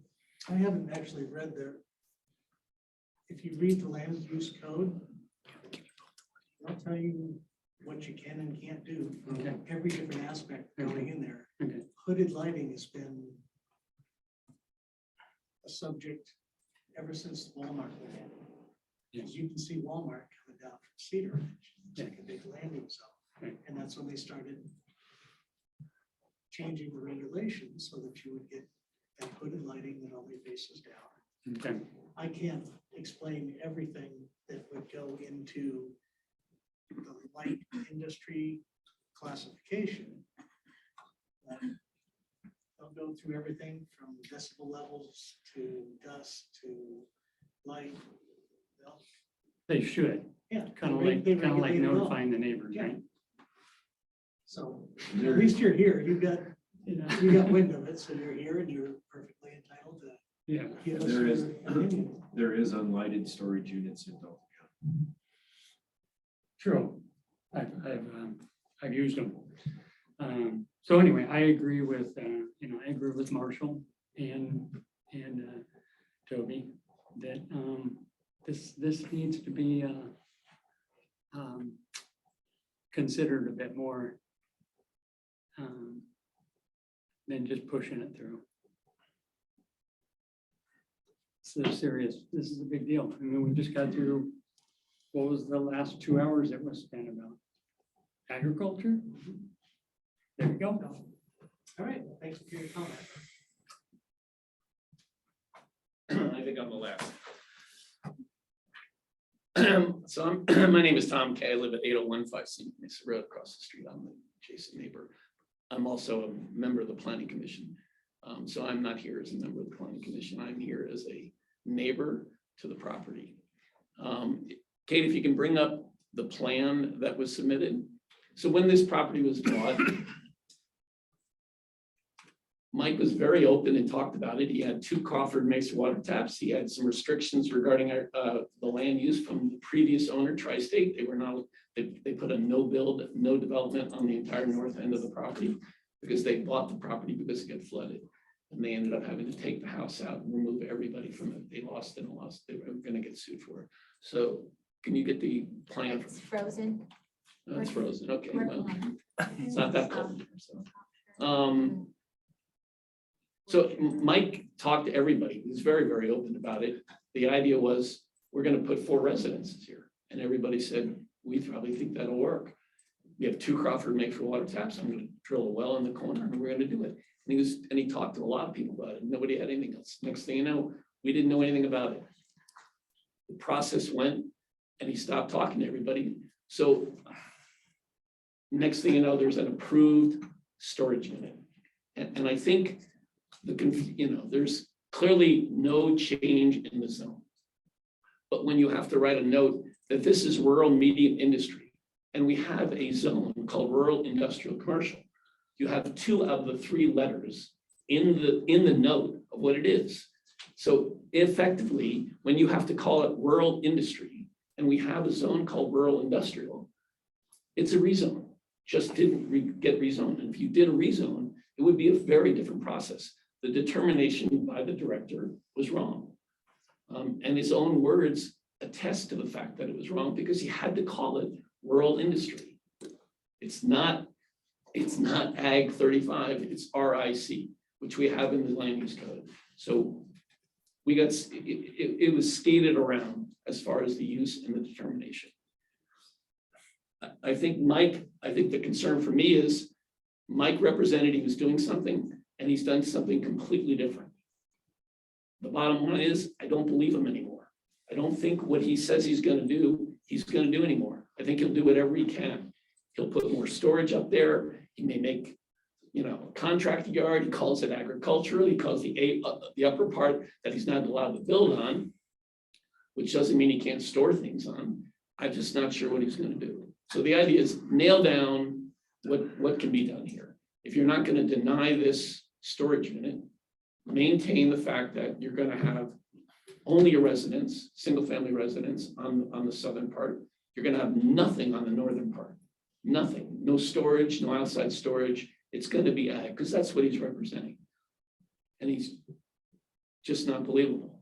So I don't want to be told something and then find something, well, we broke ground on a storage. The mistakes that were made by planning weren't singular. They were multiple. Notices weren't going out. Toby's an adjacent neighbor, but there is a parcel between that Mike owns, Toby and the piece. So the system didn't kick it out. The system's wrong. It just made a mistake. If you've done a rezone, you'd have notified more neighbors. And that's what they're saying. This is a rezone. And I think that's what you have to look at it as. When it's called rural industrial medium, rural medium industry, it's rural industrial and it's commercial. And I think the mistake in the land use code is we're we're allowing these things to happen in residential zones. There are places for rural industrial. And it's not where there was a hack. I think that's all. I just wanted to clarify why people are calling it a rezone. The application wasn't for a rezone, but it's a rezone. Okay. That's what people are calling.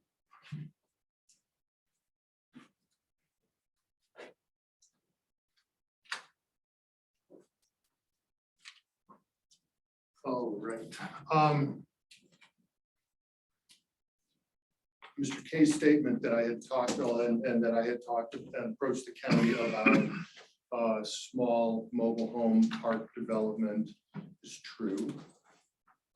And I explored that possibility with the county, talked to the neighbors about it, and ultimately determined that it wasn't economically viable. The land I purchased, zoned A35, we know that. And the northern 10 acres is encumbered by a drainage easement for the benefit of the power substation across the street. That the Tri-State Power Generation owned this property because they rebuilt their driveway culverts into their substation. And subsequently, there was a flash flood that caused property damage to the former owners of this property. To settle that, power company bought the property. They tore down the house, they took out the septic system, they took the transformer off the pole, and this property has sat vacant, unused for a number of years.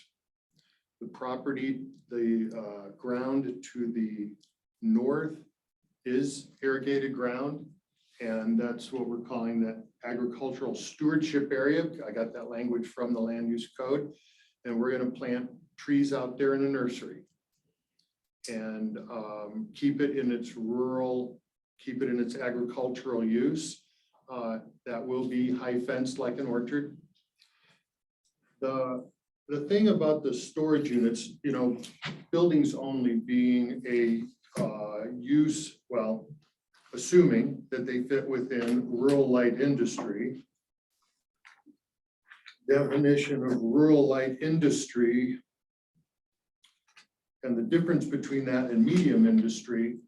What I thought was interesting, I just want to visit this because this table in the land use code, rural medium industry, it says here hemp processing, slaughterhouse, meat processing, sawmill. These are all industries with some impact.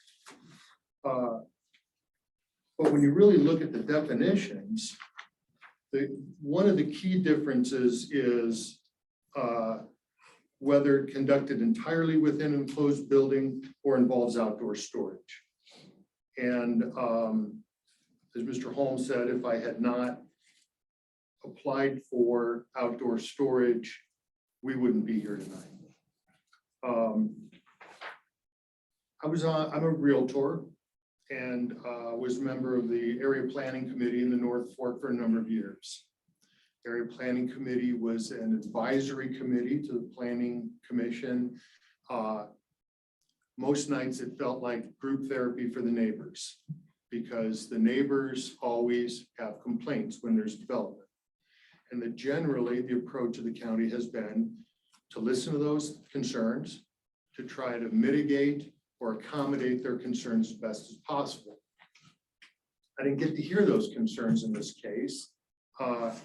But I still made accommodations that I think would be appropriate in the sense of setting hours and operations that are daylight. We don't need people out there in the middle of the night claiming to have an excuse for being there. Having a locked gate so that not anybody could just go in and out. That is not typical. If you look at mini storage facilities, some do, some don't have security like that. I'm conscientious about the wildlife out there, particularly the deer that migrate through. So I don't intend to put high fences around those storage buildings. Somebody asked, what are you going to do about security? Like, what can you do about security? Because if there's a fence up there and somebody wants in, they're going to cut their way in.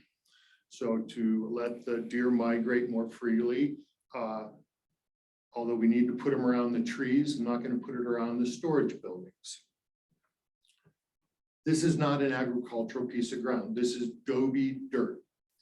And as far as it being scenic and so pristine, I'll remind you, it's immediately adjacent to across from a pretty significant power substation. And to the east, to the west are the Hotchkiss sewer lagoons. So being in the real estate business, I would not call this Shangri-La. So those were considerations for the neighbors' concerns. The buildings that were the, let's say, priced the best had shiny metal roofs on them. I thought, shiny metal roofs, because like if you're up on Bethlehem Road in Paonia, you look down on Farnsworth, you see all those shiny metal roofs. I'm going to pay extra money for green roofs to just try to make it more visually appealing. Now, one of the things that maybe I didn't consider that I should have is the placement of the open storage. I was thinking that this would be a good location because it's the furthest from the road, least visible, again, thinking about concerns of neighbors, but it is closest to Mr. Leonti. And so if relocating open storage would be a better solution, I would propose to put it where the third building, now this sketch has been updated. I've got an email that Mr. Holm reviewed that and making instead of 20 by, what does it say, 20 by 40 buildings, to make it 30 by 150 buildings, 30 feet wide. So I could move that closer to 3400 Road, reduce the volume of vehicles, so that it's not as close to Mr. Leonti's property. I think one of the things that's interesting to me being, let me make sure I got this, all these wildlife notice, clearly neighbors are upset they weren't notified. That was something that the area planning committees actually were helpful for because it was a good chance for neighbors to be heard whether or not their views were taken into consideration. That the land use code is not the only piece of building regulations. That in 2016, there were requirements for site plans adopted by the county that have been in place for a long time for buildings that, for really a lot of construction that happens at the county is supposed to do a site plan. And there's, so for example, Mr. Leonti's complaining about this, but I've got an ad here on that unbelievable price on this property. My neighbor's selling his property. Upgrades under the current ownership include an 1,800-foot steel barn with 400 amp service. I would be surprised if that had a site plan with it. I think that some of the lack of enforcement with the land use codes, even going back to 2016, has led to a public perception that we don't have land use codes. We do. And that I think that this latest codification that was adopted is very helpful and that there's a good process for it. But sometimes that process does not involve public notification, as would be the case for these storage units, as would also be the case for a kennel. Kennels are allowed in A35 and A20 and A5 by right. So maybe the neighbors should be thankful I'm not proposing to put in a hound rescue or something like that. So it's not a rezoning, it's a use within a zone. It's not affecting ag land. It's, if you drive by storage units, as I've started looking at them, generally speaking, no one's there. Occasionally people come in, they do their thing, they leave, right? So I don't see it being a nuisance with noise. I proposed berm and landscape to help with the visual aspects. The lighting, there's no guidance from the county as to whether or not you should have lighting. I am respectful of my neighbors enough to realize I don't need to be putting up big lights that are gonna, show the deer what they can eat better. There's nothing to light up at night out there. But my application does consider that I might want to have some LED lighting that I don't have specifics on that yet, but I respect the neighbors' concerns about the night sky. I enjoy seeing the night sky myself. So I feel like it is within the use that's allowed there. The accommodation, so when there's public notice and when there's public comment, again, with the goal being to accommodate or to mitigate those effects with, visual screening like berm, like landscaping, positioning on the property to minimize those impacts. Because when Mr. Leonti looks to the northeast from his property, yes, he would be looking over these storage buildings, but he would also be looking directly at the substation. This is not like it's getting in the way of some tremendous mountain views. There's a lot of power lines out there because of the substation. And it truly, it feels a little industrial already. I was given clearance. The approval was recorded. I bought buildings. There's a lead time on buildings. I have buildings that are going to ship. I started the groundwork. I did not understand the legalities or the technicalities of what this appeal process meant until about a week ago when it was made clear about a stay. I told my contractor we're on hold until this meeting. Hopefully then we can go forward. And hopefully we can go forward. Thank you. I've got a question. Yes, sir. The buildings that you have, say top of subgrade or top of concrete to the top of the building, the highest point of that building, how tall are they? I don't know. 10-foot doors? I don't think that, no, they're not that tall. They're like the typical squat mini storage buildings. Maybe it's an 8-foot door. Without looking at the plans, I wouldn't want to be on record and saying I know. But I'm just. They're trying to get typical, a feel they're for it. typical Storage units. storage units. Because Mr. Holm said that he's been approached by other people, and I'm actually one of those people that approached him because I've got clients who want to build storage units. It's well over a year ago, isn't it? I think. So we looked into storage units. These folks are retired out here from Denver. They've been here about 4 years and want to do something fun. Our biggest thing is finding a safe place for these folks to put storage unit. Yeah. But being from Denver, they're very much sold on that outdoor storage. We don't see a whole lot of outdoor storage here. You drive on any metro area and you look off the highways, that's very popular there. It's just a thing. I think part of that, I theory about that is that there's a lot of neighborhoods, you can't park your camper and your boat and stuff like that. So that's a big deal there, right?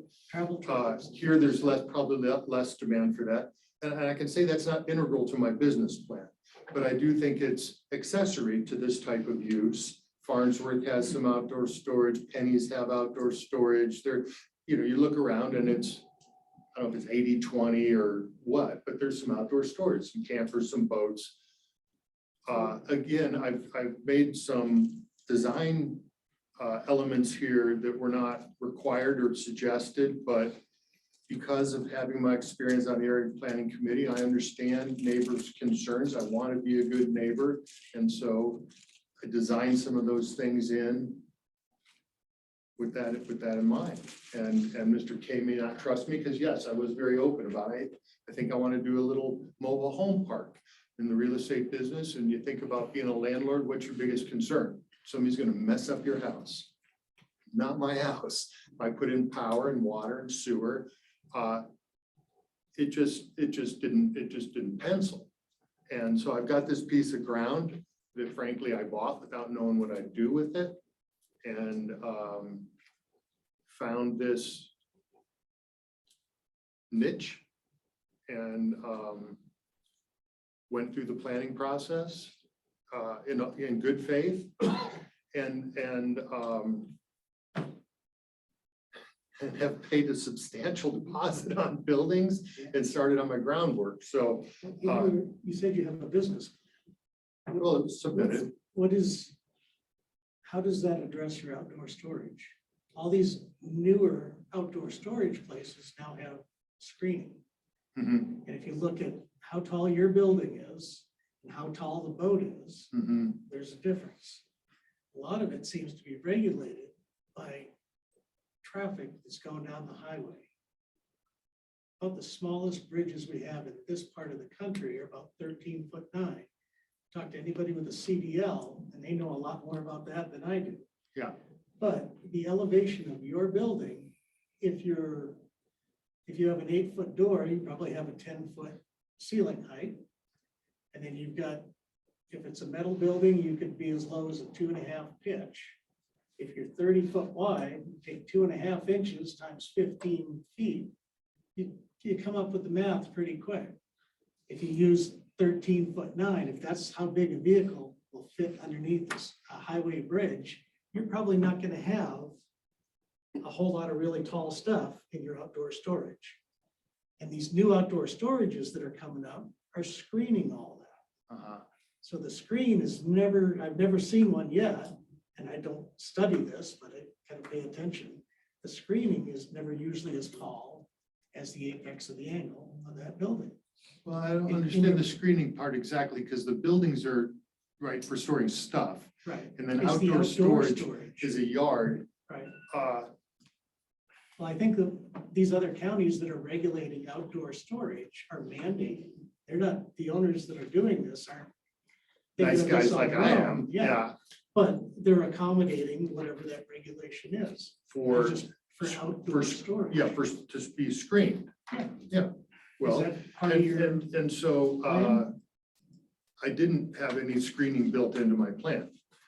That's the sort of thing that would come out of public comment. And that if that's, an accommodation that would be appropriate, then I'm glad to discuss that. I could also do away with the outdoor storage. But that's, I think the important thing is that the reason we're here is because the application included outdoor storage. And frankly, by the time I understood that removing that would eliminate this, I was under the impression I could continue with my buildings, not that anyone told me that. But that we'd have to discuss this outdoor storage piece, and I'm perfectly willing to discuss it. And I'm willing to reposition it. I'm willing to talk about screening, potentially eliminate it. It's not integral to the business plan. Mike, I have a quick question. Yeah. You mentioned part of the northern part, that's north, right? Yeah. The northern part of that land would be planted in Trees. trees. Yeah, And so you're going to high fence just that section off? we're gonna, plan is to high fence, okay, so this is the main ditch and everything north of that will be trees. This little kind of no man's land in here, I'm gonna say is gonna go with the tree farm. I'll high fence it along here somewhere. I don't know exactly where, to create a square. Okay. And that this is the area that's, the drainage easement with the substation with Tri-State says that I can't impede the flow of water onto the property. And so I don't know if a fence would impede it or not. It could get tumbleweeds, debris that would, so I gotta be careful to leave that open. So part of, But I also, feel like the trees could survive sure. good quenching. So that where your access is that 3,400 road? Yeah, 3,400 road. Okay. So where your access is, you had, there's no fence or there's no gate there, is that accurate? That's right. There's no fence, no gate. There's a three wire barbed wire there right now. So just regular livestock fencing? Yes. That runs on the 3,400 road? Yeah, there's side? no, there's livestock fencing all around the whole property right now. Okay. I just wonder if, I mean, you made the comment and you know, I tend to agree. You made the comment, you know, even if you did high fence everything, if, you know, if people want something, they're gonna cut through it, which is accurate. But I wonder if there would be some way of deterrent to help, you know, make it seem a little less easy to just walk in or have people go up and down Yeah. the roads. And I'm trying to address that because there would be high fence on this side. There's already high fence on Marshall's side. This 5-acre parcel has a water tap and is suitable for residential use. It's not particularly attractive, but it's suitable for that. So there may well be somebody living here. And then so my idea is to have this berm and gate on the road side, mostly control vehicles. If somebody goes in there on foot, Right. it'd be impossible to stop them. But if I keep a vehicle from going in there, that provides a level of security that I suppose my customers would like. And frankly, just to keep, so I made a comment to somebody, is like, I don't want people, you know, partying in there and hiding out or whatever. He's like, why would they bother when there's the whole Gobies just further up the road? That sort of thing goes on. So trying to have good design that does take the neighbors into consideration, even though it wasn't spelled out anywhere that I needed to do that. Okay, so for my own question, as the board of adjusters over here, what exactly are we looking at? I mean, I understand what's going on, I think, but what are we? The resolution that the county gave you says that you can either approve or deny the appeal. Is that correct?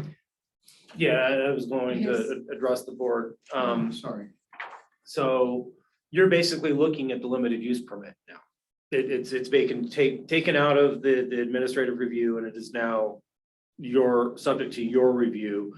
Does that limited use meet the requirements of the land use code? We had approved it with conditions. The conditions included the business plan that talked about the hours of operation. Access on 3,400 road would have secured gate. Low voltage LED lights will be installed for security. The land use code requires shield hooded lights. So that was in addition to the, you know, more definition than the land use code. The frontage of the parcel will have irrigated landscaping, trees and shrubs for visual appeal from the road perspective. And that's typically what we're looking at as the public view. Again, even though the land use code does not require screening, it doesn't have building heights, it doesn't have design review. That was something addition that was included in the business plan. The business plan includes agro operations will remain in place on the northern half, about 7 acres of the property, which Mr. Jackson has spoken to about the tree farm.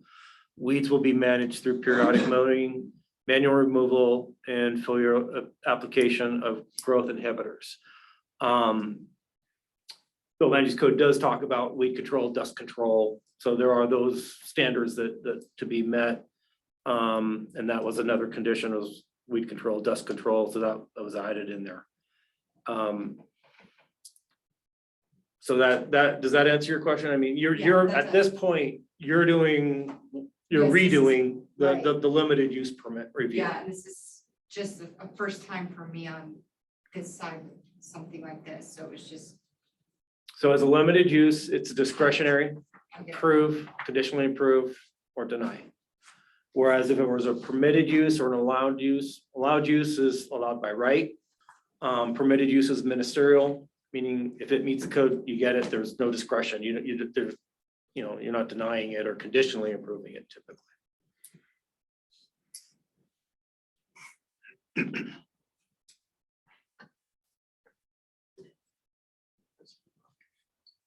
Did I confuse you? Did you get this part? This is.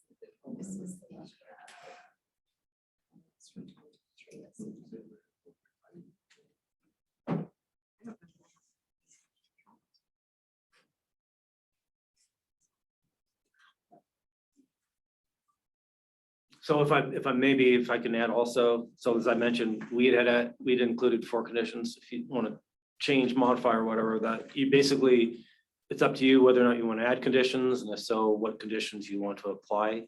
Okay. I'm not reflecting that in my paperwork. Yeah, where's that page?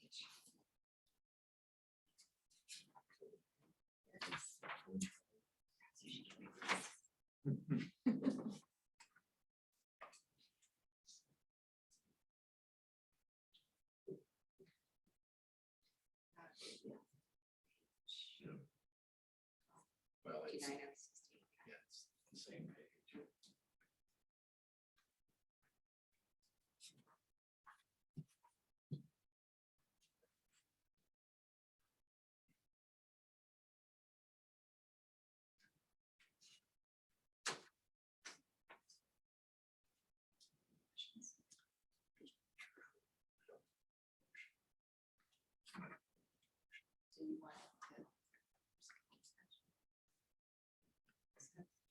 Ron,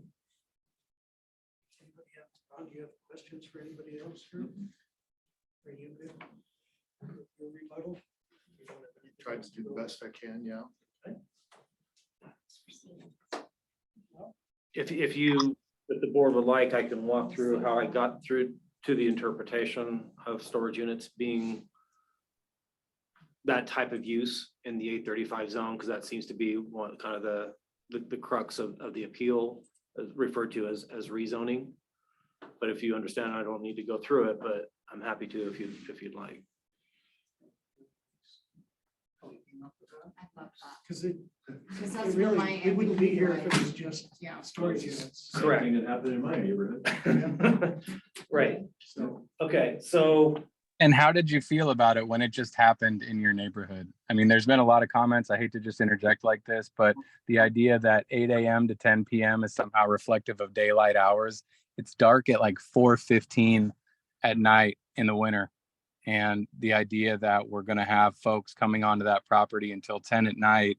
Mr. Jackson has claimed that the area is industrial. And although that power station is up against that little hub, when we look out from our property, we see a beautiful mountain view. And if I'm looking in that direction to the northeast, when anytime after 4:15 and there are bars of lights on 130-foot buildings, it doesn't matter if they're pointed down or what, it's going to illuminate the area and the ground. When you make the comment like, well, it just kind of happened in my neighborhood. I mean, is that really the idea that now we're all just supposed to let it happen? I mean, we're all. Board, sir, and maybe you should consider that as well. I'm sorry, can you repeat that, please? No, that's why I'm sitting on this board and you can consider it as well. I don't understand the comment. Why you're sitting on the board to help the neighbors who are concerned with development that impedes upon the residential and agriculture use of the land? Yes. Because I didn't agree with it. That's why I'm here. Fantastic. Then I'm with you. I feel as though this has become a conversation just with Mike and the previous commissioner acknowledging on how he came to his conclusion and all that. But the point of the matter is we've got concerned citizens all around it. We've got a commercial use of upwards of 100 storage units, 8 a.m. to 10 p.m., lights in the area, a development that is not attractive to any bit or anyone's eye. And I feel as though that because it was decided like this before, we're going to walk through his understanding on how he reached the conclusion. So it's more comfortable for people to go, okay, yeah, that makes sense. Sure. But, you know, at the end of the day, these are real neighbors, real people who moved out there for a natural effect. You know, Mike introducing a site plan, excuse me, Mr. Jackson introducing a site plan with his commercial development. I don't see the correlation to a personal use barn where I'm not sure if he's introduced this as record, but he was the agent who helped me buy the house. And one of his selling points is that we didn't have any restrictions on building code and stuff out here. So I feel as though there's kind of this paint by numbers attitude where, hey, if it suits, I'm going to say it. And if it doesn't, I'll remain quiet on it. You heard TK in his comments. I mean, he just got up and left out of the room. We've heard stories in one direction and then it's something else. We've heard intention in one direction and then it's something else. And now that the public has been made given an opportunity to make comment and make all this aware, I would like to anticipate that it's not just, you know, Mr. Jackson's presentation, but that the community at large is being heard. Okay, thank you for your comment, and we are going to move on at this point and hear from Carl. Okay, so the way the land use code works is that there are zoning districts, A35, A20, A5, rural industrial, commercial, and UGA. Table 2B lists land uses and then what type of review is required for each of those land uses. It's not an all-inclusive list. It's impossible. Uses come up and change all the time. So when a use is not listed, then the land use code provides direction for the director to make a determination as far as, is it similar to a use that is listed in the land use code? And the aspects that are looked at, the definitions, that's where we start. And then looking at, is it no greater impact than the following components: impervious surface, air, water emissions, noise, exterior lighting, dust, odors, potentially hazardous conditions, such as risk of fire or explosion, nature of impacts of the operation, use, storage, or disposal of hazardous materials. So looking at the definition, well, starting in table 2B, rural light industrial. Rural light industry without retail is allowed in every zoning district. A35, A20, A5, rural industrial, commercial. So it doesn't, this is saying that rural industrial doesn't change the zoning, doesn't change the use. It's allowed in every zone for the light industry. Now, if you have rural light industry with retail, then it's a permitted use. And as I mentioned, that means if you meet it, you get to go. There's no discretion. There's no conditions or denial. It's when you get to the medium industry, A35 and A20 zones. Well, actually, the rural industrial commercial is the most permissive. It's permitted. Then the next permissive level is A35 and A20 for rural medium industry. So looking at the definition of rural light industry is an industrial operation, and it includes such uses that may include things like gun manufacturing, grain storage, light manufacturing, warehouses, packing plants. That's where I start to see the similarity to storage, is a warehouse. But it does have to be conducted entirely within enclosed buildings. So with the outdoor storage, then I look into the rural medium industry, and that's where the difference comes. There are also more intensive uses relative to air, water, noise. And so that what gets into manufacturing facilities, hemp processing, that involves outdoor storage, slaughterhouses, that type of thing. So when looking at the definition of uses, storage facilities seem to fit with the rural light industry, other than the outdoor storage. So that's how I got there. And then I looked at the intensity, and going back to that list, impervious surface, similar to warehouse, or, you know, it's no greater than. Air, water emissions, no greater than. Noise, no greater than.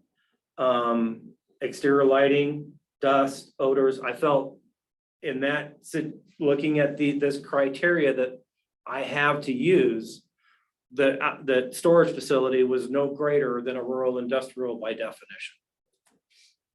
That's how I got to that point. Now, that said, hours of operation, they address noise, Monday through Sunday. If your board feels that in light of the neighborhood or surrounding conditions, there should be more limitation to the hours of operation, you know, you could certainly consider that. As I mentioned, we did address lighting and landscaping from the roadway. Should there be additional landscaping? Land use code doesn't get into, again, the aesthetics or design other than from scenic byways. So that's how we got to where we are today.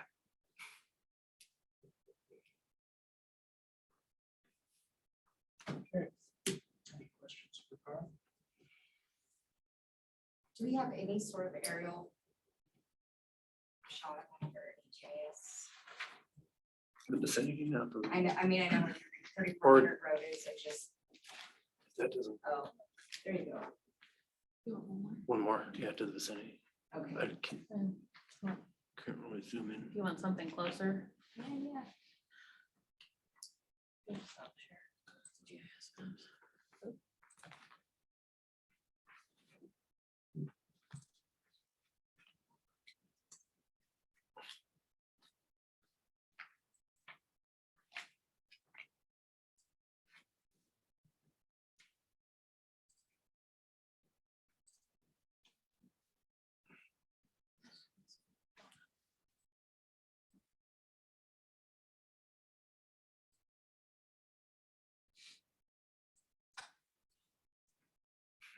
Sorry, the mouse on this computer is not the best. That's right.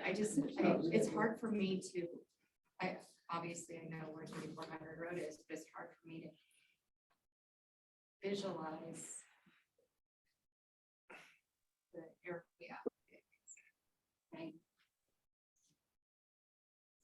Although that may not be entirely what we are supposed to do, it's, I think, relative in making a decision around.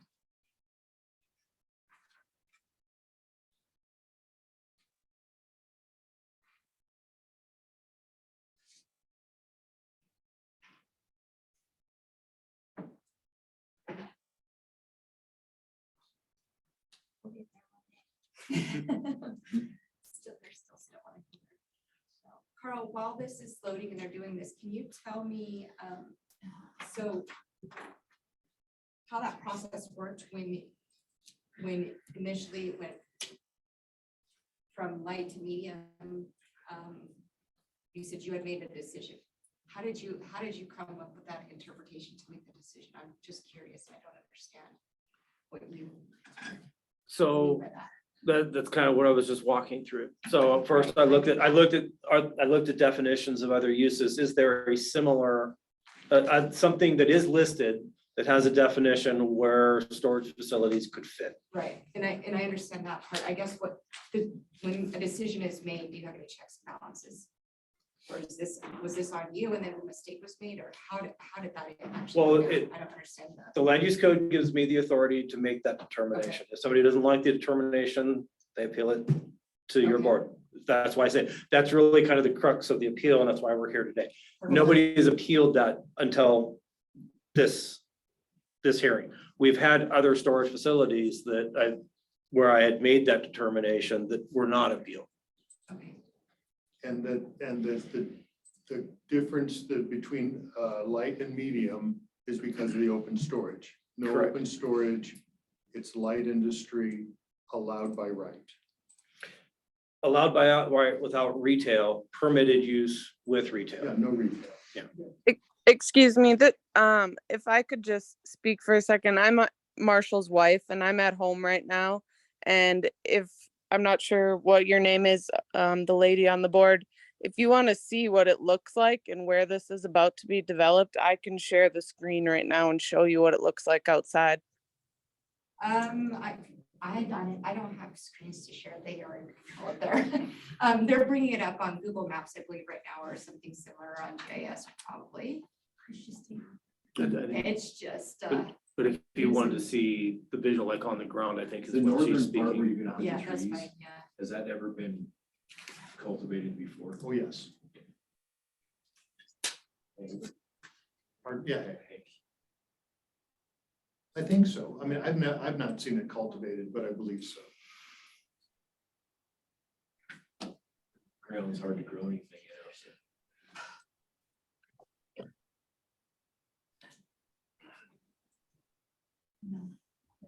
It's Our actually. aerial imagery is the soil working. Do you We want might have to killed the pull it up internet, on air guys. and just walk it over and show The it? south is crap and the north is not terrible. You can-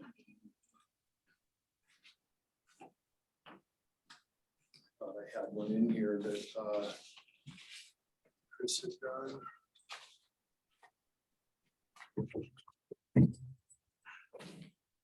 Is there a way that she can share her screen? I don't know if it'll allow her to. She could The security, are you still there, ma'am? Yeah, I'm still here. I don't know how to do this, and I'm not even in control of the mouse right now, so. I'm trying to request to share my screen, but it's not working. There might be some security protocols and whatnot that prevent that from happening. Yeah. Okay. I've got a way, Candace, that would I be was a just gonna say, small. I could. I can send a picture to Toby. He's in the room with you. Do you? Oh, is this Onyx? Yeah. Okay, actually, I have it on my phone. Okay. But are you already there? I'm already there. We're just working. But it's, yeah, All right, can I bring this around and sure, can yeah. you just show me real quick? Tri-state, there we are.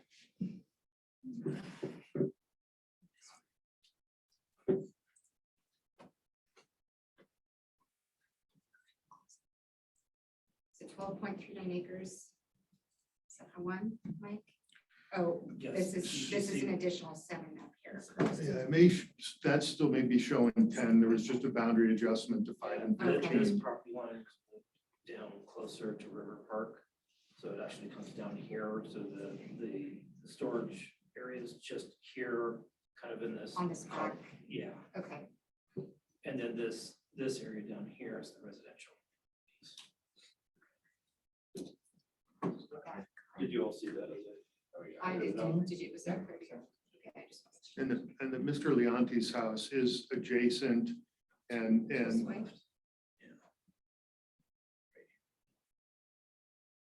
Yeah, see the see the house, their house is down here closer to the park.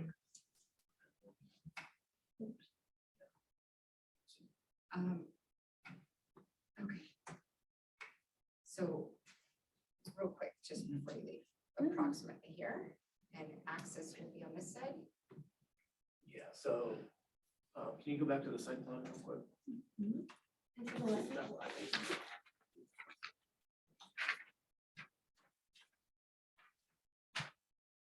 So see this ditch line Is that this? is this one right here.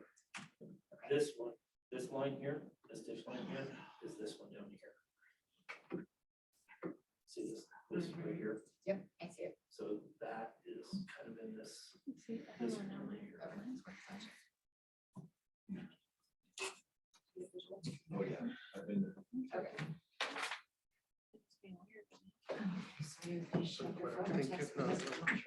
Sorry. Oh, maybe you order a pizza. Yeah. Thank you. Okay, so. Yeah. When you go to the bathroom, that's what it comes in the restaurant.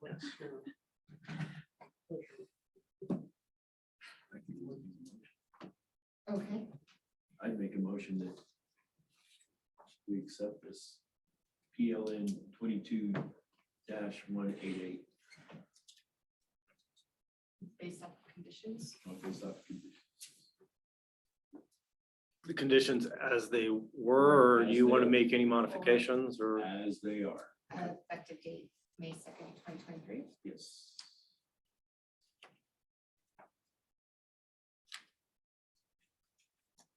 Anything else to your motion? That's complete. Okay. Well, motion's been made.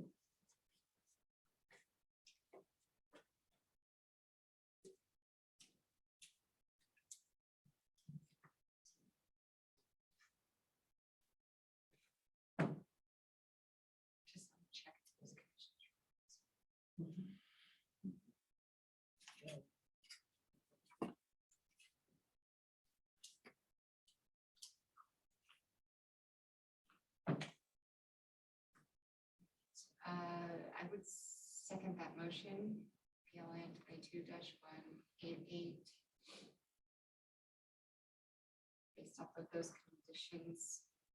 The draft copy, May 2nd, 3 Exhibit A.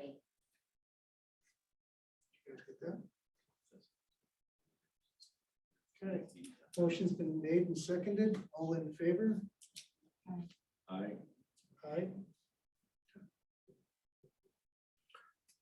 So the action of the Board of Adjustments is that the limited use permit was approved in the same manner that it was administratively. Again, if there is any party that wants to appeal that, that can be appealed to the Board of County Commissioners within the next 10 days, based on the record that was here today and the fact that the Board of Adjustments action was not clear and in accordance with the land use code. Okay. Okay. Thank you, everybody. Can I work concrete? Unless there's an appeal filed, yes. I would suggest you wait the 10 days or that's up to you, but at this point you have the approval. Okay. Thank you.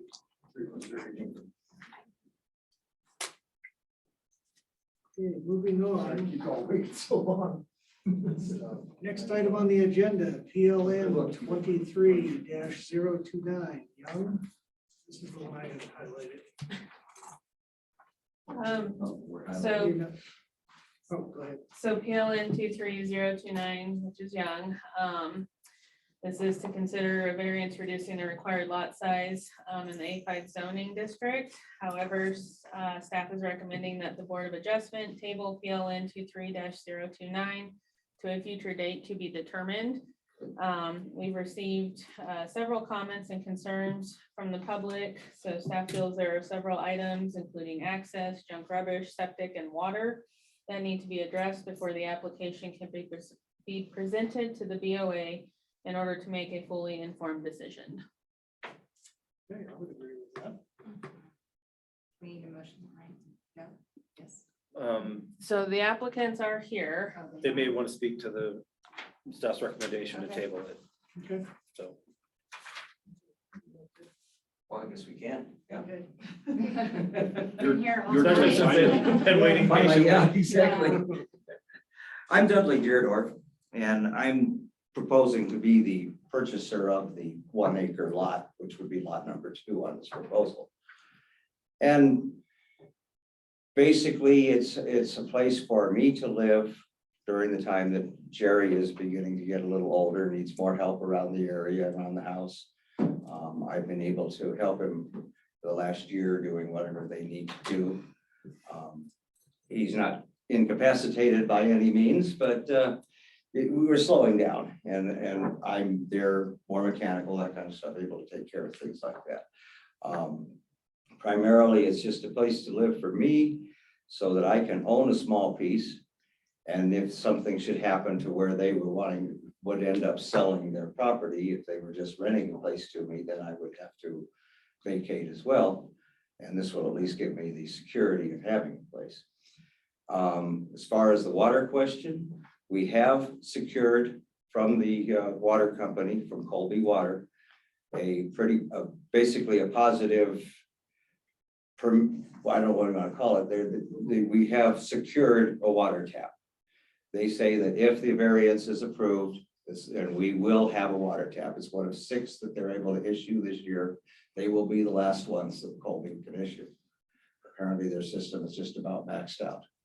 If we don't get it, then we don't get a water tap.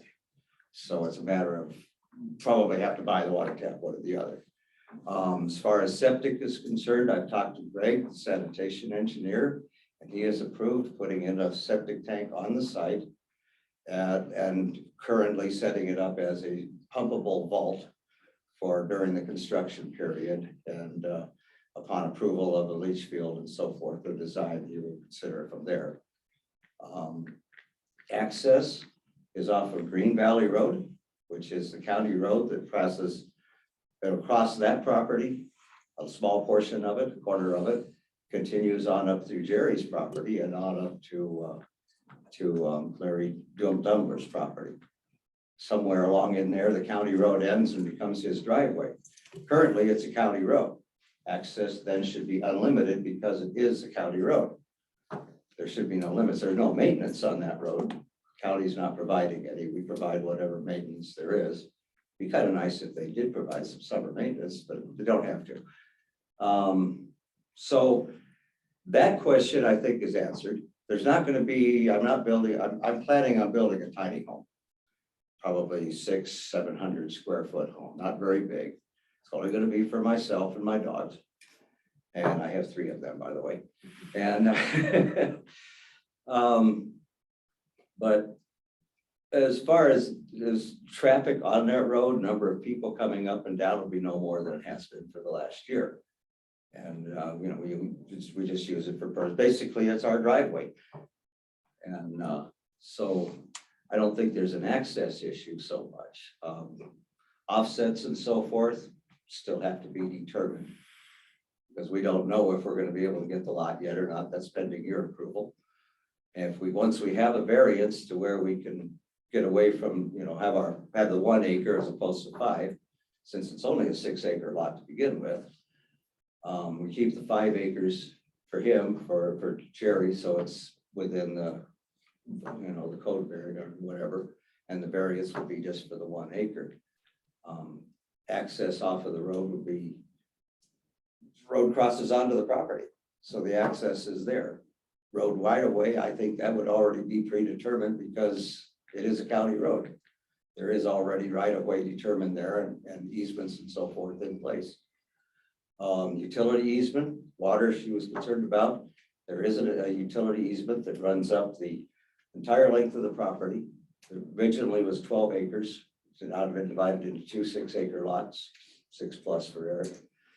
And it would cross that, and apparently I don't think that's going to be an issue either.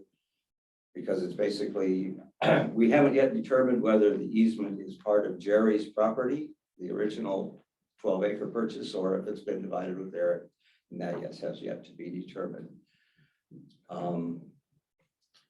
But I think we've met most of the requirements for the variance. If not, if we're missing something, we can address it. However, we need to do so. Colby Water has submitted a letter to the Planning Commission, or I think, I'm assuming to you guys as well, Katie anyway, about the water situation. And I don't know what Eric may, or excuse me, Greg may have done for the sanitation situation, but he has given me verbal approval for it. For the vault. For the vault, exactly. And I propose to put in a 1,500 gallon of concrete septic tank to use for that purpose, and then build a leach field to that according to a design from an engineer. I think it sounds like we're in the discovery process still, and I agree with you there, Candace. We're still trying to figure out what more needs to be done, if anything, where we stand on things like, do I need a written document from Greg saying, yes, this was approved? Like I say, Colby any Water. documentation you can get to support you and whatever the community concerns are that come our direction. I think that's one of the reasons, and correct me if I'm wrong, that we would like to table this and continue it to the next month, and not only allow your own discovery process to take place with the community and anything, other comments that are going on. And also those little pieces that you know that could help you with an approval process, such as proving that there's a water tap, providing setbacks and whatnot, or site plan, whatever you are in your. Well, that's basically what I was thinking. If necessary, it's basically a square lot, 1 acre lot. And if you need to have me come up with a building pad or what area the building needs to be in, what area the septic tank's going to be in, where we're going to have a storage building or whatever, that's something we can still do based on an approximation of where that site plan is going to be. We have not had surveyed yet because that's pending your approval for the variance. Why spend the money on a survey if it's not going to be approved? Those guys like to take a lot of money. They sure do. Well, yeah. Sorry. So that's where we're at right now. We've been working on trying to fill out all the requirements to get the variance, and I think we've met most of those. And if there's an issue with, as far as where our offsets have to be and so forth, that I think I can come up with a good approximate drawing. I'd say it can't be exact because I haven't surveyed. But we can come up with a real close idea of where things can be in relation to the existing easements and the road right of way and so forth. Sure. I think going through this discovery process is important, and I think Yeah, this really isn't the venue for it. not quite yet. We're not quite there yet. Doesn't sound like there's no big red flags that I see, but whatever the planning department needs from you, Mhm. if you can get it in, I don't see why, if you can expedite that, he could be at the next. I think the thing we need to do right now is sit down with the planning department, determine what we don't have already submitted and provide that information for you. I think we submitted most everything we need. I'm not sure yet. If they have further questions, I would, it's their turn to let us know. Well, I would, So that's why it's being recommended to table it That's to a date exactly to right, be yeah. determined, Right. because just in case something doesn't get resolved, we don't want to keep recommending you guys table this. And I mean, if everything does get submitted before the next meeting, we can certainly get them on that agenda. And there too, we need to know what we need left to submit, what we haven't submitted so far to your satisfaction. Whatever that may be, we probably need to sit down with you and determine that. Right, and I know Robbie LaValle, who's our interim director, has been working with the Youngs and, you know, trying to figure that out, so we are working on that. Yeah, so I'll go ahead and make a motion if that's okay. Motion to table PLN 23-029 Young. And oops, I just clicked on the screen to the next. Just screen, lost us. please. I did. Second. okay, motion's been made and seconded. All in favor? Aye. Aye. Aye. Motion carries. So I guess we just need to get more information to the More planning commission information. and we'll That see you was next a- month. That was a long night to sit there. and Yes, it was. just- So I was just telling you, we'll be done in 5 minutes. I know, but you guys are patient and. To we be back appreciate next you. month, yeah. Yeah, Yeah, see you again next month. yeah. And we'll get together with planning people and have everything in order by the time that happens. We'll be in touch. I hope. So thank you very much for your time. Thank you. Thank you very much. Thank you. Thank you, guys. Drive safe. We will do that. No, yeah. Knowing what we know, we probably should have reversed the agenda. Hindsight. It's, Carl, it's so late. Do we really need to do this last one? or- I'm just gonna make a motion. I was facetious. You've lost one of your board members, but I have. I didn't, I know. And it's for her. Oh, boy. Now, going back to the very first, when we're talking about building envelopes, and then she's talking about setbacks. In a building envelope, we have no setbacks. correct, there, well, once there's a building envelope That's right. established, there's no setback from the building envelope line. So Right, not even with if it's, ditch easements, because ditch easement, there's a Well, recorded. typically, your building envelope isn't going to encompass the easement. Right. So that's So- what the building envelope. so if it's That's an what's envelope, ambiguous when I look at it. It's ambiguous to me to see, I mean, is that a 15,000 square foot house or what is it? You know, what's if going it's an envelope, it deletes setbacks. You can build within that, and it's taking the accommodations for all easements into account, or it should have. on. Okay, At that point, it should have taken in those easements. that's interesting. Okay. So when she's talking about building envelopes and going back and forth, and then the setbacks come in, Yeah. it's two different playing fields out there. Sure. Okay. Yep. Okay, we're gonna go ahead. Are I've been ready. you've been She's ready? been ready, I've been ready. BLN 23 Computer's working. 047 Alexander. Here we go. Time allocated. How much time do we got? Two minutes. Oh, you know, I'm nervous. Yeah. All right, so this is PLN 23-047 Alexander. This is an application to consider two variances, reducing the required lot size from 13.67 acres in the A20 zoning district to lot 1, which is 12.39 acres, and lot 2, which is 0.28 acres. The subject property is located on the north side of G Road in Delta.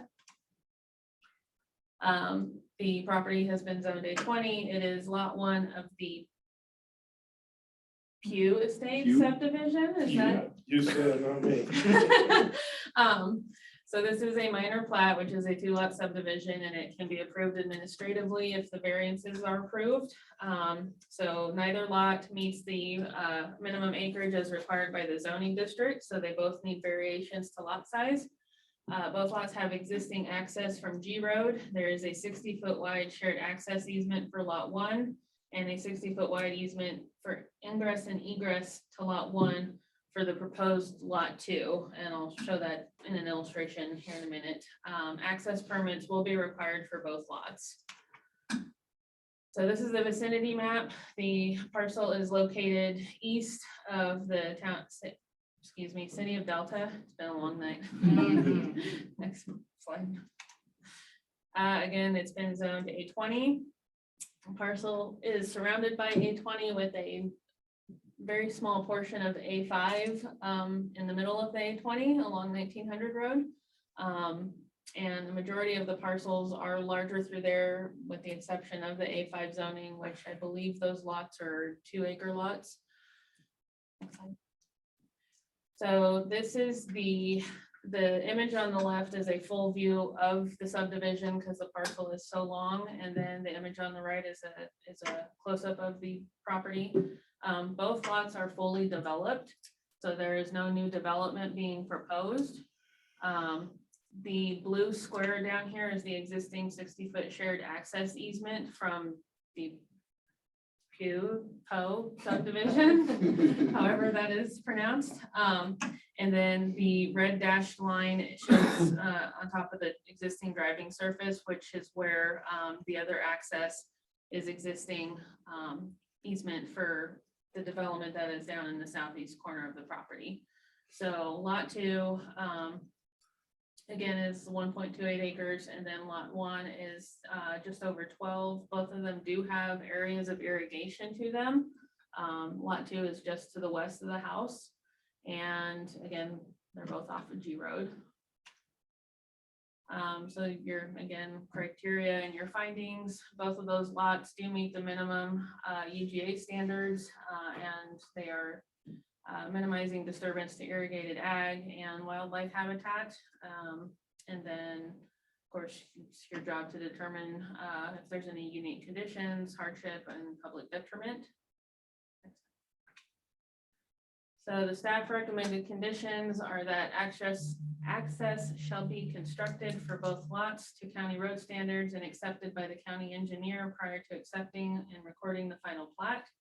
The final plat shall be annotated such that no further subdivision of either lot created by this subsection is allowed unless the properties are rezoned. The final plat shall include easements for any utilities and access that crosses another property, and an irrigation plan shall be submitted for the irrigation shares between the lots. So with that, staff recommends that you consider required variance criteria and findings as they apply to PLN 23-047 Alexander, and either approve, conditionally approve, or deny lot size variances to subdivide a 13.67 acre parcel into 2 lots in the A20 zoning designation located on the north side of G Road. Excuse me. And authorize the acting director to prepare a resolution reflecting the BOA's decision. That concludes my presentation. Okay, questions for staff? You covered no further subdivisions, but there's nothing that the county can put on that, especially the bigger lot, for no more than 1 dwelling. What do you mean? Well, we're gonna make a decision on this, but you know, my fear is always the only person that can subdivide property besides us without going through this process as a judge. So here you have a piece of property, it's got 2 dwellings on it. Something happens between these 2 folks, ends up in court. Judge tells us to do it. It's much better for us to do it and make sure that access is adequate and all the other things that should have been done on this property are there before we agree to a subdivision. So it gives us a chance to fix anything that's wrong as a county anyway. But there's nothing to stop lot 1 from just building another house on that, yes, sir. In your verbiage. there's The no- land use code, under the land use code, the second, they could build an accessory dwelling unit, be an allowed use. If they want a second unit, then they need to show that they got the water, and that the access is adequate for the number of unit, or, 2, 3, 4, whatever that might be. Well, that kind of what triggers that access, it's already 60 foot. So there's your subdivision road, No. right? Well, that's a shared If you want it. access, so it's 60 feet, so it's 30 feet each side, so that other portion goes to lot 2 of the subdivision, the previous subdivision. Right. So it's not a full 60 foot back to the bigger acreage. Just that No. square as it's shown up there. There's some special considerations going on too here with this, Mike. The property to the east is owned by Delta County. That's the future 1900 road. So this property at some point in time, it could be subdivided again. This lot 1 could be, it will have full access to a major road coming down through there. So you've got a piece of county owned property that's land beside it. I mean, at this point, we're administrative. There, you're right. There's nothing that would require you other than the land use codes that Carl talked about, the building accessory. So, it could be sold, lot 1 could be sold, and right now, we can't do anything with lot 1 any further until 1900 road comes through here. There's some special parameters that are gonna go on with this thing until the county gets taken care of. And the 60 foot is 30 foot either side. That actually came off another subdivision and was developed by the county for that piece of property to the west. That is actually part of the servicing the county has going on for their piece of property. So there's a lot of things, and on that's G Road, there was a huge swath that was taken out by the county. The county actually owns it. And they inadvertently took all the infrastructure for Uncle Buckner Valley. They didn't want it, but they got it. So they ended up with, in pre-design, pre-planning, they ended up with a huge piece of G Road going through there with all kinds of irrigation problems. And they ended up taking this 1900 road. I mean, the puzzle is coming together to build that bypass around. So this happens to be sitting out there. And it's, about it to Right. the east. So, I mean, we took in consideration a lot. Kate asked about that. There was consideration taken in from the previous subdivision for 1900 road coming down that side. And really what's going on with this subdivision, Chuck's 83 or 87. He called this morning and said, do I need to be there for the meeting? I said, God, no. Because he lives in Granby. We don't need you here, but he's trying to settle this to where this is the last piece of property. He's got Delta Montrose County and he's got 2 boys. He's just wanting to get this thing split up in case something happens and settle the estate. It'll be done. It makes no sense for it to sit out there with 2 houses, 2 water taps. Everything's there. It's just one piece of property. He's got 2 kids, so. And Chuck will probably outlive the 2 kids. But That so part of it all makes sense. you got some special considerations coming down that one side that it's rate Delta County's moving. I may never live long enough to see this 1900 go through there, but that is what that piece of property is for. Okay. All right, that was my only question for staff, you guys. Anyone on Zoom still? Any comments? Don't think so. Just can't. Nope, just me. Just you. Okay. And this was much easier than the first 2 groups. Well, I'm glad you got to hang out with us tonight. So, Save the best for last. that's right. May I- Man, I gotta go home with you. I forgot how to make a motion. Well, I'm just scrolling down. Thank you.